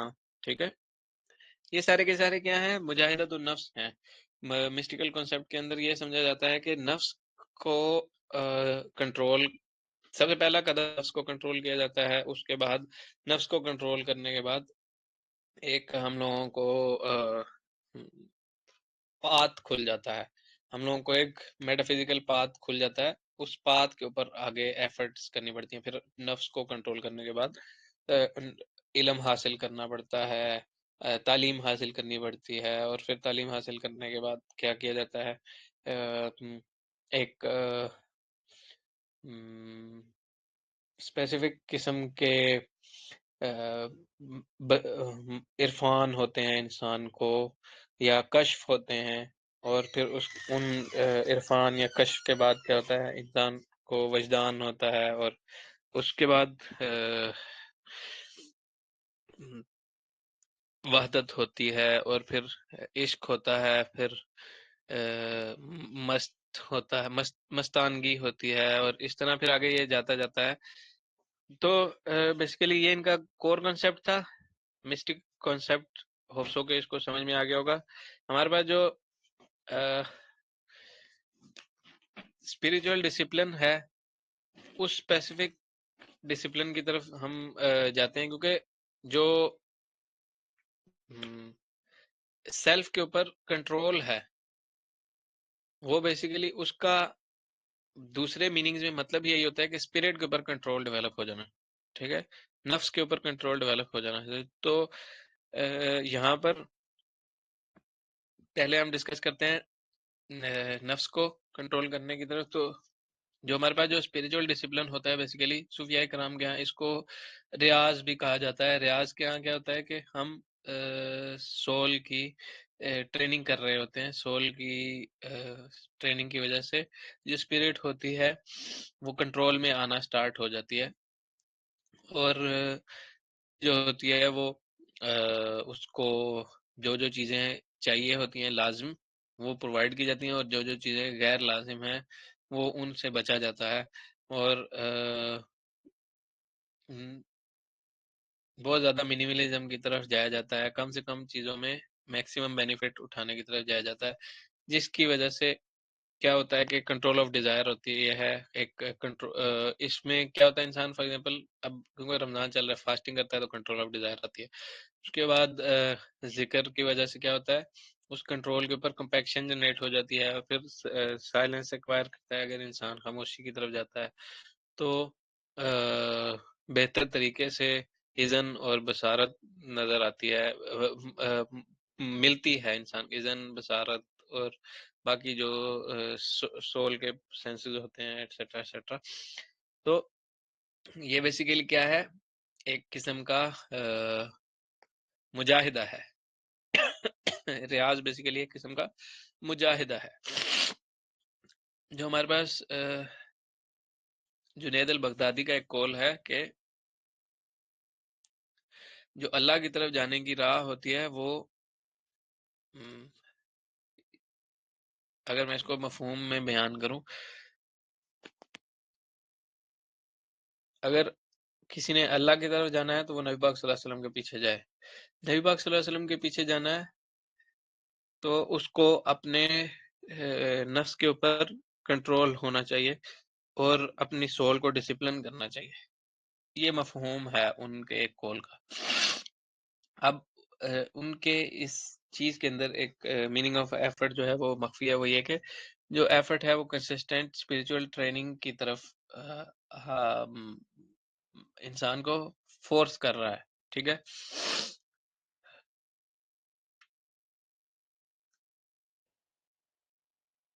होप सो कि स्पिरिचुअल डिसिप्लिन सबको अच्छे से समझ में आ गया होगा, कॉन्सेप्ट ऑफ रियाज।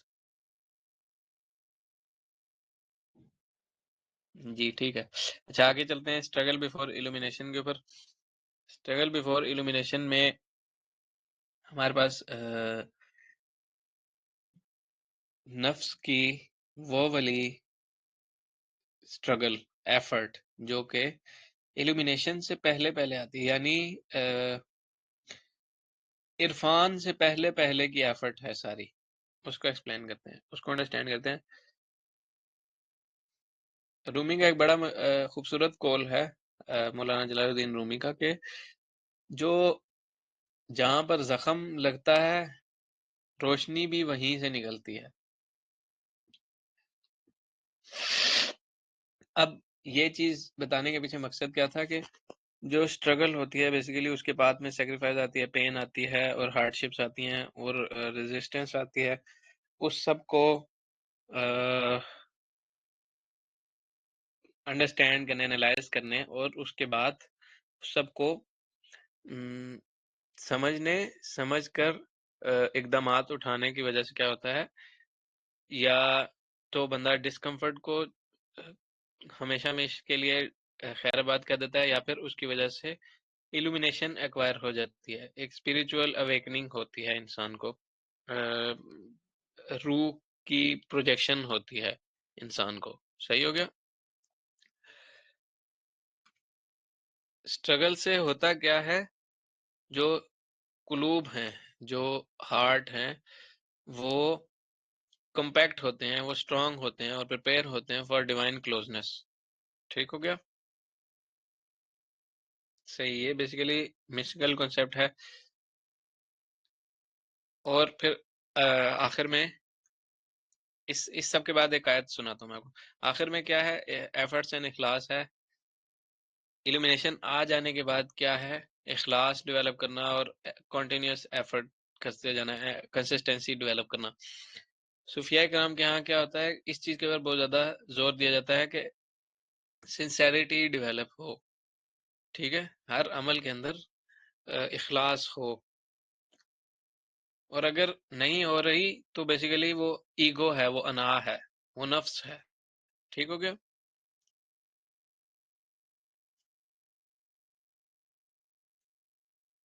मौलाना शेख अब्दुल कादिर जिलानी रहमतुल्लाह का कौल है कि खास अल्लाह के लिए एफर्ट करो। और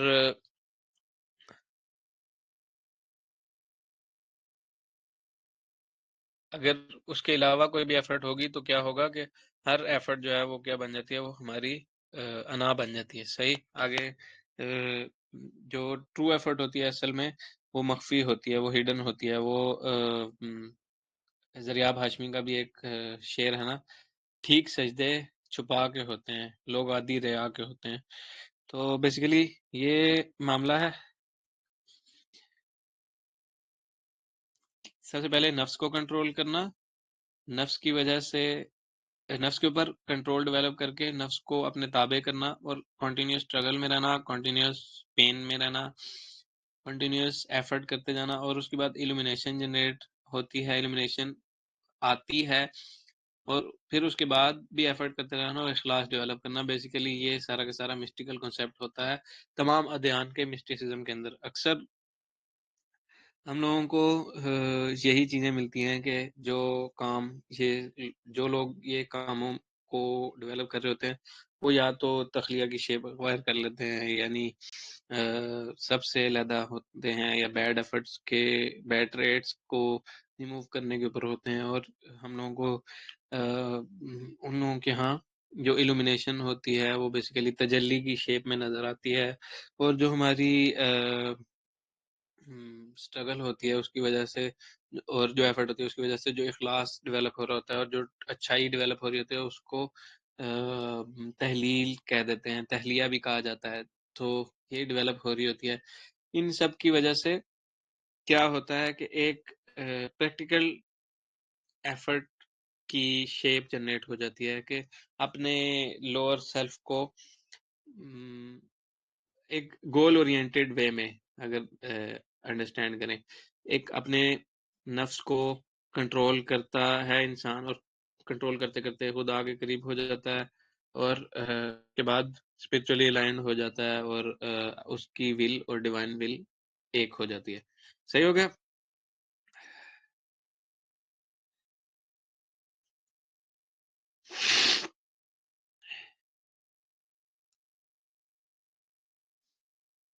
इस पूरी वर्कशॉप के अंदर 3-4 रिफ्लेक्शन हैं। वो 3 चारों रिफ्लेक्शन मैं ग्रुप के अंदर शेयर करूंगा। आप लोग उन चारों या 5, तकरीबन 5 के करीब हैं वो रिफ्लेक्शंस, उनके ऊपर रिफ्लेक्शंस जनरेट करेंगे तो एफर्ट के कॉन्सेप्ट को पैदा करने में आसानी हो जाएगी। ठीक हो गया। ये बात अभी तक हो रही है एक ऐसे शख्स की, एक ऐसी ज़ात की, एक ऐसी सेल्फ की जिसके अंदर एफर्ट का कॉन्सेप्ट है ही नहीं, या अगर है तो गलत है। ठीक हो गया? आगे हम हल्का सा मॉडर्न वर्ल्ड को भी टच कर लेते हैं, उसके बाद हम देखेंगे कि किस तरह से डेवलप हो जाने के बाद, एफर्ट के कॉन्सेप्ट को डेवलप हो जाने के बाद मैनेज किया जाता है। ठीक हो गया?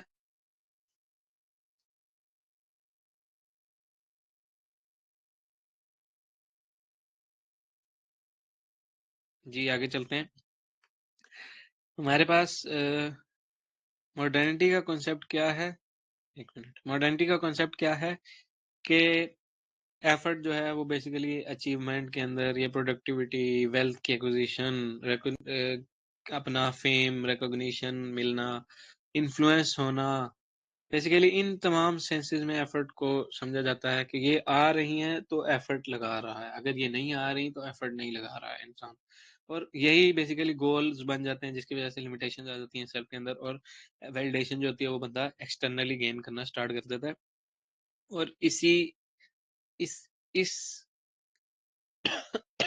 इसके ऊपर बायसनेस करना गलत नहीं है, लेकिन कंप्लीट बायसनेस इसके ऊपर कर देना गलत है। रीजन क्या है? एग्जाम्पल से अगर हम समझें, हमारे पास जो मॉडर्न कैपिटलिज्म है, मॉडर्न कॉर्पोरेट कल्चर है, या जो भी प्रोडक्टिव की साइकोलॉजी वगैरह एटसेट्रा एटसेट्रा, ये सारी की सारी अ, हमारे पास वेस्टर्न फिलोसोफर्स से आ रही है, वेस्टर्न फिलोसोफर्स से। और हमारे पास ये सारी की सारी जितनी भी कॉन्सेप्ट्स हैं, ये इनके अंदर कंप्लीट बाइसनेस इसलिए नहीं कर सकता इंसान क्योंकि ये कंप्लीट रियलिटी नहीं है। जब एक चीज कंप्लीट रियलिटी ना हो, वो कंप्लीट आउटपुट भी नहीं जनरेट कर सकती। इसलिए हम आज अगर देखें, हमारे पास स्ट्रक्चर्स तो हैं लेकिन उनके अंदर एसेंस नहीं है, उसके अंदर रूह नहीं है। लोग मिलकर काम करते हैं लेकिन अ, लोगों के मिलकर किया जाने वाला काम एक जो एफर्ट ग्रेटर सेल्फ की वजह से होती है, उसके अंदर एक ग्रेटर सेल्फ की वजह से, जिसे अल्लाह ताला कुरान पाक में कहता है फौकीहिम व तहतीम व अर्जुलिहिम, ये वाले कॉन्सेप्ट ओपन होते हैं। सही। अब ये ग्रेटर सेल्फ की वजह से उतरने चाहिए, लेकिन ये उतरते नहीं है। हमारे पास काम तो अचीव हो जाता है। फॉर एग्जांपल कंस्ट्रक्शन की साइट है, वहां पर सब लोगों ने मिलकर कंस्ट्रक्शन कर दी, बिल्डिंग भी खड़ी हो गई, लेकिन उस बिल्डिंग के अंदर कोई मीनिंगफुल काम नहीं हो रहा होगा। इसको सिलसिला चिश्तिया के अंदर इस तरह से समझा जाता है हमारे यहाँ कि अगर इंसान रोजी रोटी तो कमा रहा है, रोजी रोटी खा रहा है, लेकिन उस रोजी रोटी के अंदर बरकत नहीं आ रही है उसको, तो इसका मतलब यह है कि उसकी रोजी रोटी की कमाने के अंदर मसाइल हैं, या फिर वो पार्शियल रियलिटी है उसकी रोजी रोटी का कमाना, या यूं दूसरे मीनिंग में कहें, वो अपनी रोजी रोटी के कंप्लीट पोटेंशियल को नहीं अचीव कर सका। सही।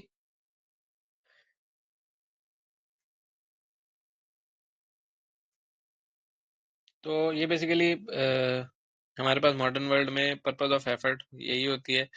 हमारे पास जो मेजरमेंट ऑफ एफर्ट्स है वो भी बता दी कि वो किस तरह से मेजर करते हैं। अब इसको अगर हम इस सारे मॉडर्न वर्ल्ड के इल्म को अगर हम लॉजिक सेंस में देखें और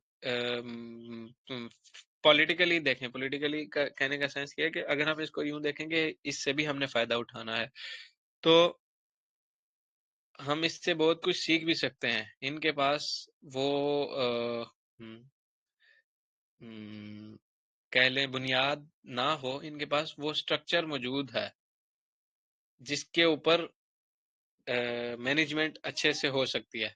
एग्जाम्पल देके बताता हूँ। हमारे पास जो मेजरमेंट ऑफ एफर्ट है, होनी किस तरह से चाहिए थी? मॉरली अलहदा से होनी चाहिए थी, स्पिरिचुअली अलहदा होनी चाहिए थी, इमोशनली अलहदा होनी चाहिए थी, फिजिकली अलहदा, मेटाफिजिकली अलहदा, और हमारे पास रिलीजियसली अलहदा, पॉलिटिकली अलहदा। ठीक है। लेकिन अब measurement of effort modern world में किस तरह से हो रही होती है?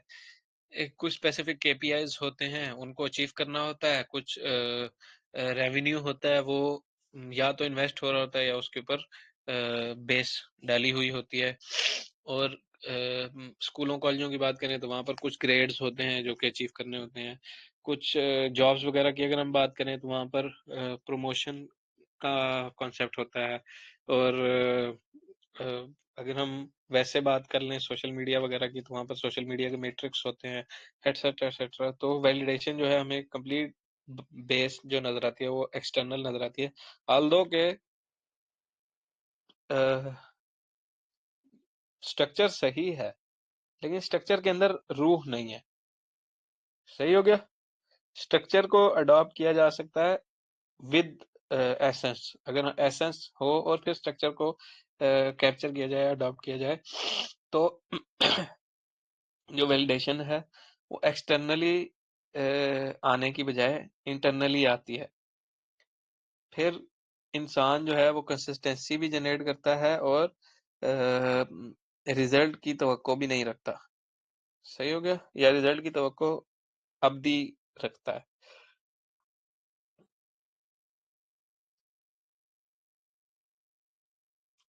रिलेशनशिप विद सेल्फ भी आप सबको पता ही होगा कि सबका जो सेल्फ है वो बैंक बैलेंस की नज़र से देखा जाता है, या फिर प्रमोशंस की नज़र से देखा जाता है, या मार्केट वैल्यू क्या है बंदे की इस नज़र से देखा जाता है। पर्सनल आइडेंटिटी की बजाय पब्लिक आइडेंटिटी जो है इंसान की, वो दोनों एक ही समझी जाती हैं। although के दोनों सेपरेट चीजें हैं। सेल्फ की ऑप्टिमाइजेशन नहीं होती है, सेल्फ की इन्हेंसमेंट प्रॉपरली नहीं होती है, सेल्फ की एक्चुअलाइजेशन प्रॉपरली नहीं होती है। ठीक हो गया।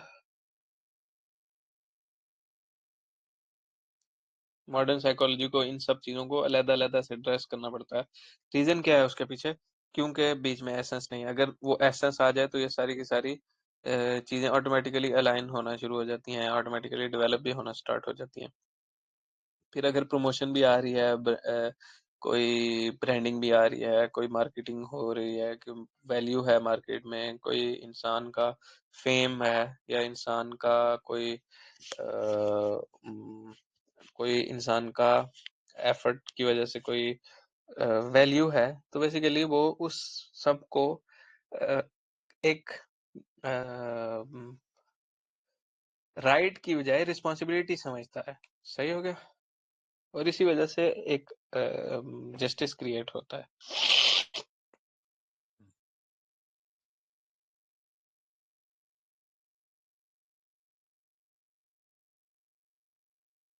जी, इसके ऊपर भी बात कर लेते हैं। बस ये एक दफा ये लास्ट वाला कॉन्सेप्ट हो जाए ना, इस पर बात कर लेते हैं कि किस तरह से हम इन सबको भी साथ में लेके चल सकते हैं और इसके खिलाफ भी अपनी सेल्फ को, इसके पैरेलल में अपनी सेल्फ को भी कम्पैक्ट कर सकते हैं। कर लेते हैं उसके ऊपर बात।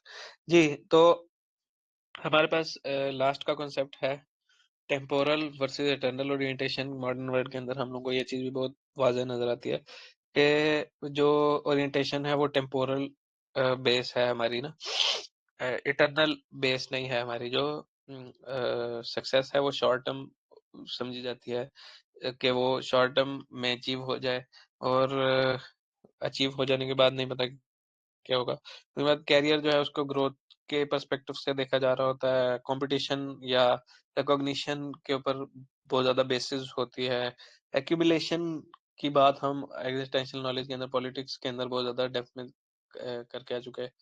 तो बेसिकली ये सारे के सारे मॉडर्न वर्ल्ड के हमारे पास एफर्ट्स के मीनिंग्स और एफर्ट्स की प्रैक्टिकलिटी, एप्लीकेबिलिटी हमारे सामने है।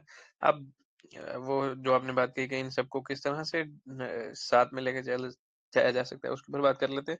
हमारे पास जो मॉडर्न वर्ल्ड में पर्पस ऑफ एफर्ट है, उसके अंदर हम पर्पस ऑफ एफर्ट के अंदर हम जहां पर अचीवमेंट, प्रोडक्टिविटी या wealth, recognition etcetera etcetera, influence etcetera etcetera, इस सब को लेकर चल रहे हैं, इस सब के साथ हम प्यूरिफिकेशन ऑफ हार्ट को लेकर चलें। हम कंट्रोल ऑफ ईगो या सेल्फ या नफ्स को भी लेकर चलें, कुर्बत इलाही की तरफ भी रहें, इखलास भी हो इंसान के अंदर।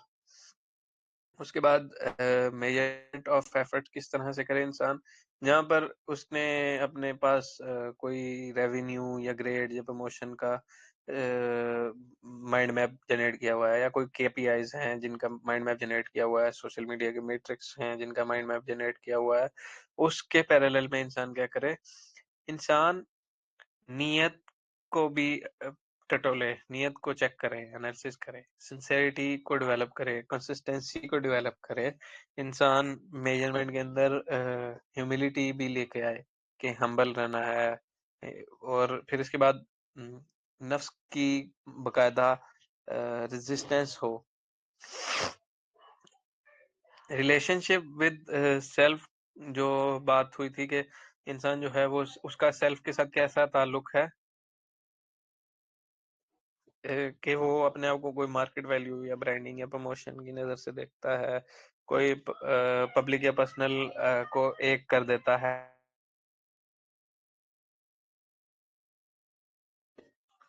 उसको उसके पैरेलल में इंसान क्या करे, इंसान अपनी हर एक थॉट को क्वेश्चन करे, खुद को डिसिप्लिन वे में लेकर जाए, खुद को रिफाइन करे, खुद की यूज यू खुद की इस्तेमाल की चीजों को रिड्यूस करे, ठीक है।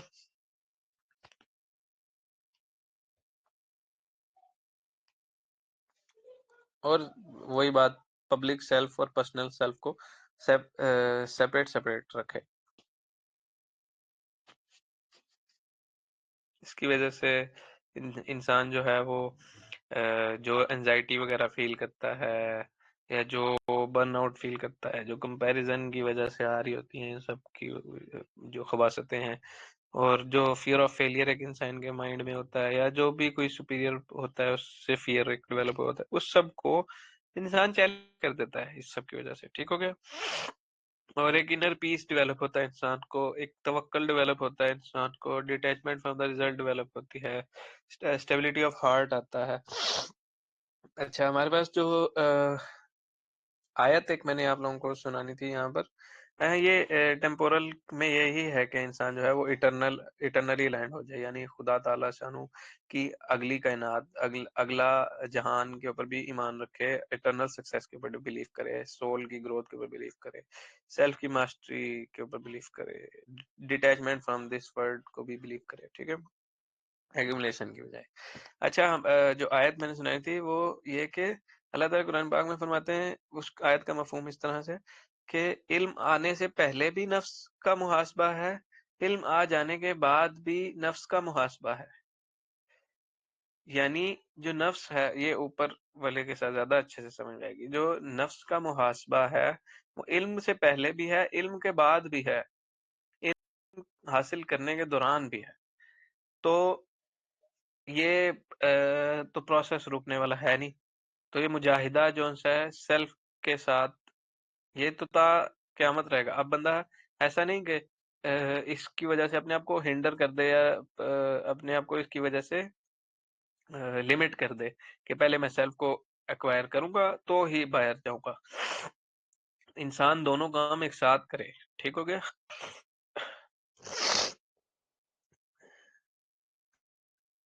लास्ट का कॉन्सेप्ट है हमारा मैनेजमेंट का। इसके बाद हम इंशाल्लाह सेशन को एंड करेंगे।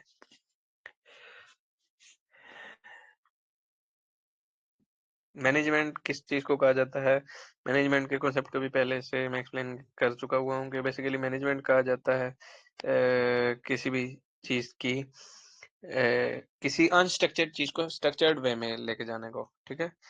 कोई डिसऑर्गेनाइज शेप में कोई चीज है उसको ऑर्गेनाइज कर देना, ठीक है। एफर्ट की मैनेजमेंट क्या होती है, जो एनर्जी अप्लाई कर रहा है, जो नियत लगा रहा है इंसान, जो ट्राई कर रहा है, उन सब को एक स्ट्रक्चर्ड वे में करे, डिसओरिएंटेड वे में ना करे, डिस ऑर्गेनाइज्ड शेप में ना करे, अनस्ट्रक्चर्ड वे में ना करे, सही है। जहां पर जरूरत है वहां पर लगाए, जहां जरूरत नहीं है वहां से अपने आप को बचाए।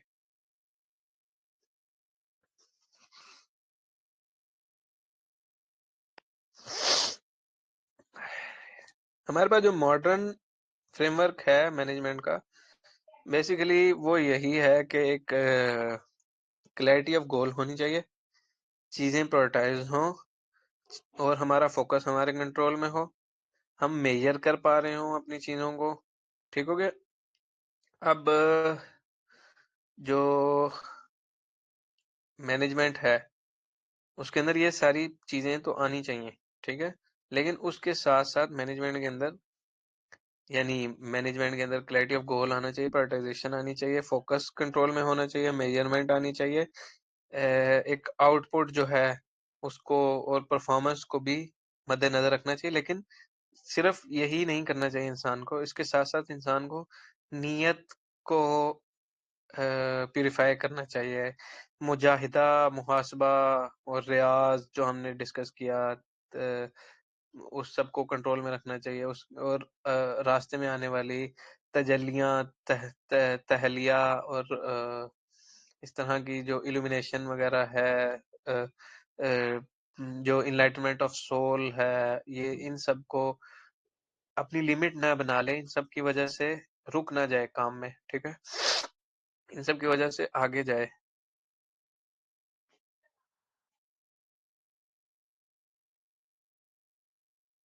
एक एफर्ट का साइकिल हमेशा कंसिस्टेंसी के अंदर तब ही डेवलप होता है जब वो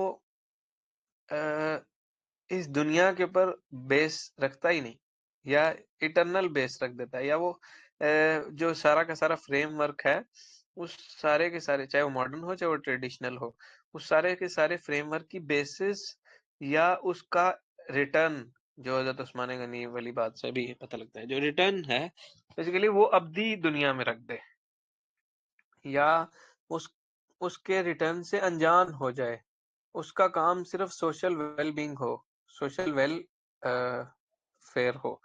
लेकिन इस सब में गलत एसेंस ना चली जाए, इसलिए यहाँ पर ये चीज भी लाजिम समझता हूँ बताना कि अपनी जात के साथ और अपनी जात के इस्तेमाल के साथ भी एक बैलेंस जनरेट रखना है। सही हो गया।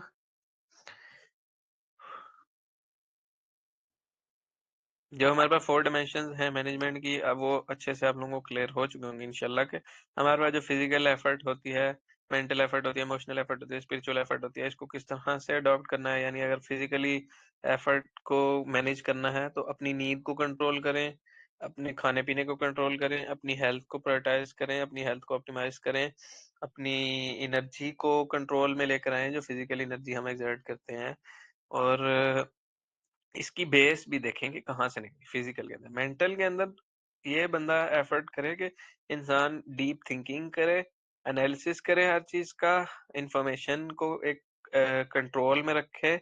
ऐसा ना हो कि इंफॉर्मेशन उसको कंट्रोल कर रही हो, कॉग्निटिव ओवरलोड से बचे, और जब थक जाए तो रेस्ट करे, ठीक है, मेंटली भी। अगर कोई इंसान डिप्रेस्ड है या कोई इंसान एंजाइटी में है तो उसको उसके अकॉर्डिंग इकदामात भी उठाने चाहिए।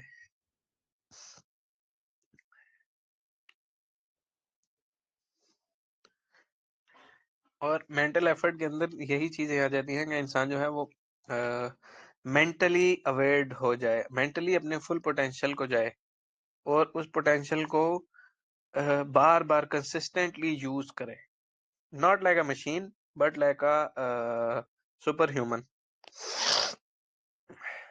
और उसके बाद जो इमोशनल एफर्ट है उसको किस तरह से कंट्रोल करे, अपने इमोशंस को अपने इमोशंस को सबसे पहले सेंस करे, इमोशंस को रेगुलेट करे, इमोशंस के अंदर इंटेलिजेंस डेवलप करे, जहां पर जरूरी है वहां पर लगाए, और जहां से बचना है वहां, जहां से बचाने हैं वहां से बचा के रखे, अपने इमोशंस का तकद्दुस करे, और चीजों को उनके अकॉर्डिंग इमोशंस डिवाइड करे। जैसे फॉर एग्जांपल किसी चीज का अदब है, उसको उस तरह का अदब प्रोवाइड करे, ठीक है। और स्पिरिचुअल के अंदर अगर हम देखें, स्पिरिचुअल के अंदर कंसिस्टेंटली इंसान जो है वो जिक्र के अंदर हो। जिक्र क्या है, इसको रिलीजन की लेदर से वर्कशॉप्स जनरेट करना स्टार्ट करता हूँ, उसके अंदर एक्सप्लेन करूंगा। जो हमारे पास जिक्र है वो डेवलप करे, वर्शिप के कॉन्सेप्ट्स को सही से डेवलप करे, हिडन और पब्लिक डीड्स को कॉम्पैक्ट करे, स्ट्रेंथन करे उनके ऊपर, उनकी वजह से एक वेलफेयर का स्ट्रक्चर डेवलप करे। ये हमारे पास कुछ डायमेंशंस हैं जिनको सोच समझ कर, जिनको रियलाइज करके, सेंस करके इंसान जो है वो एफर्ट्स इस्तेमाल करे। ठीक है, अपनी उनके अंदर प्रॉपर एफर्ट्स की मैनेजमेंट हो, प्रॉपर एलोकेशन ऑफ एफर्ट हो, एक चीज का जितना हक बनता है उसको उतना हक अदा किया जाए। और फिर अगर नहीं अदा करेगा तो क्या होगा, इंसान जो है वो कोलैप्स कर जाता है एफर्ट्स के अंदर। ये कोलैप्स इन एफर्ट्स को भी समझे। अगर कहीं पर कोलैप्स डेवलप हो रहा है एफर्ट्स के अंदर तो रुक जाए, समझे क्या उसका पर्पस सही है कि नहीं, क्या वो ईगो के लिए, वैलिडेशन के लिए काम तो नहीं कर रहा, क्या उसने ओवर कमिटमेंट तो नहीं कर दी है, क्या वो अपना सारा स्ट्रक्चर जो है वो कंफर्ट जोन के अंदर तो नहीं डेवलप कर चुका, क्या वो अकाउंटेबिलिटी के सिस्टम को ही जीरो कर चुका है, क्या इंसान जो है वो खुदा से दूर तो नहीं हो गया, क्या खुदा ने इंसान को तो नहीं छोड़ दिया। ये सारी चीजें इंसान को साथ लेके चलनी पड़ेंगी। ठीक हो गया, तब ही वो प्रॉपरली मैनेज कर पाएगा। ये लास्ट का हो जाए, फिर एक कॉन्सेप्ट के साथ खत्म करता हूँ। हमारे पास जो प्रैक्टिकल एफर्ट है या प्रैक्टिकल बैलेंस मॉडल कैसे डेवलप हो जा सकता है और स्पिरिट इनसाइट कैसे डेवलप हो सकती है। इंसान जो है वो अननेसेसरी, सबसे पहले तो जितनी भी अननेसेसरी इंगेजमेंट्स हैं उसकी, चाहे वो सोशल मीडिया है, चाहे वो उसका सुबह देर से उठना है, या कोई भी इस तरह की फारिग वक्त में वक्त का ज़िया करना, इन सब से अपने आप को रिमूव करे, अपने आप को रिड्यूस करे। ठीक हो गया, और एनर्जी के लीक्स को कंट्रोल करे। यहाँ पे ये जो यहाँ से एनर्जी लीक हो रही है ना, उस सारी एनर्जी के लीक को कंट्रोल करे, और विजिबल और इनविजिबल एनिमीज को मद्देनजर रखे। ठीक है, इसकी वजह से क्या होगा, हरारत जिंदा रहेगी।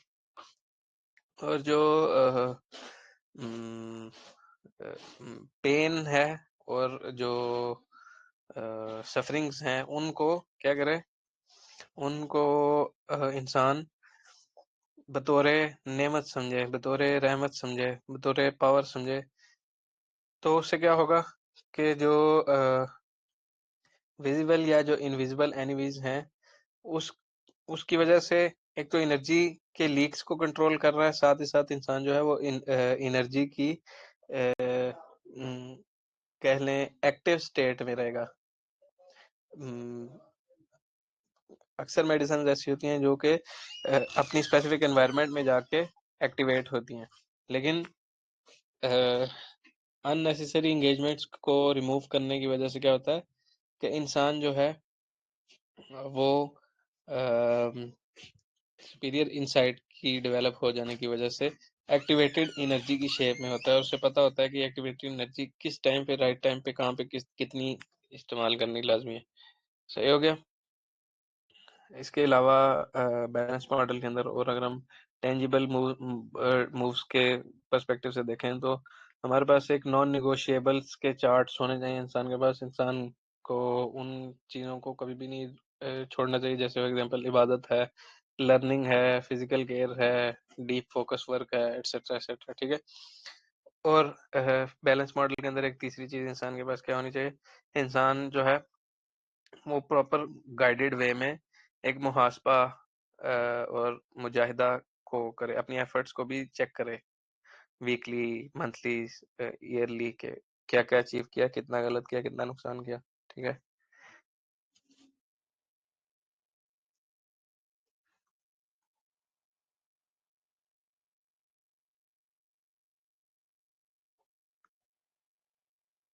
स्पिरिट इनसाइट के अंदर यही होता है कि सुपर ह्यूमन बन जाने के बाद इंसान जो है वो मैक्सिमम आउटपुट अचीव करता है, उसकी इंटेंशन साफ होती है, स्टेबलाइज्ड हार्ट होता है उसका, उसके पास सिंसियर एफर्ट्स होती हैं, उसकी मिनिमल ईगो होती है, और इंटरफेरेंस भी कम होती है, रूह की ज्यादा इंटेंगलमेंट होती है। ठीक हो गया, इन सब की वजह से क्या है कि एक इंसान जो है वो एक सुपीरियर बीइंग में कन्वर्ट होता है, सुपर ह्यूमन में कन्वर्ट होता है। अब वो एफर्ट्स जो कि इंसान को सुपर ह्यूमन में कन्वर्ट नहीं कर रही, तो बेसिकली वो एफर्ट्स बेसूद हैं।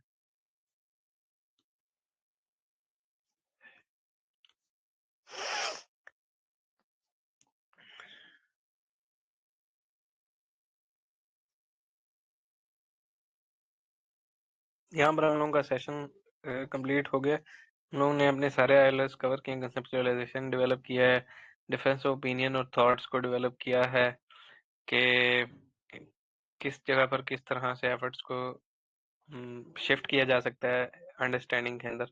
एनालिसिस डेवलप किए हैं कि एनर्जी की एलोकेशन कहाँ कहाँ पर हो और एप्लीकेशन उसके अकॉर्डिंग कहाँ कहाँ पर डेवलप की जा सकती है, और अपनी कंप्लीट मास्टरी के अंदर कहाँ कहाँ पर उसकी एप्लीकेशन लाजमी है।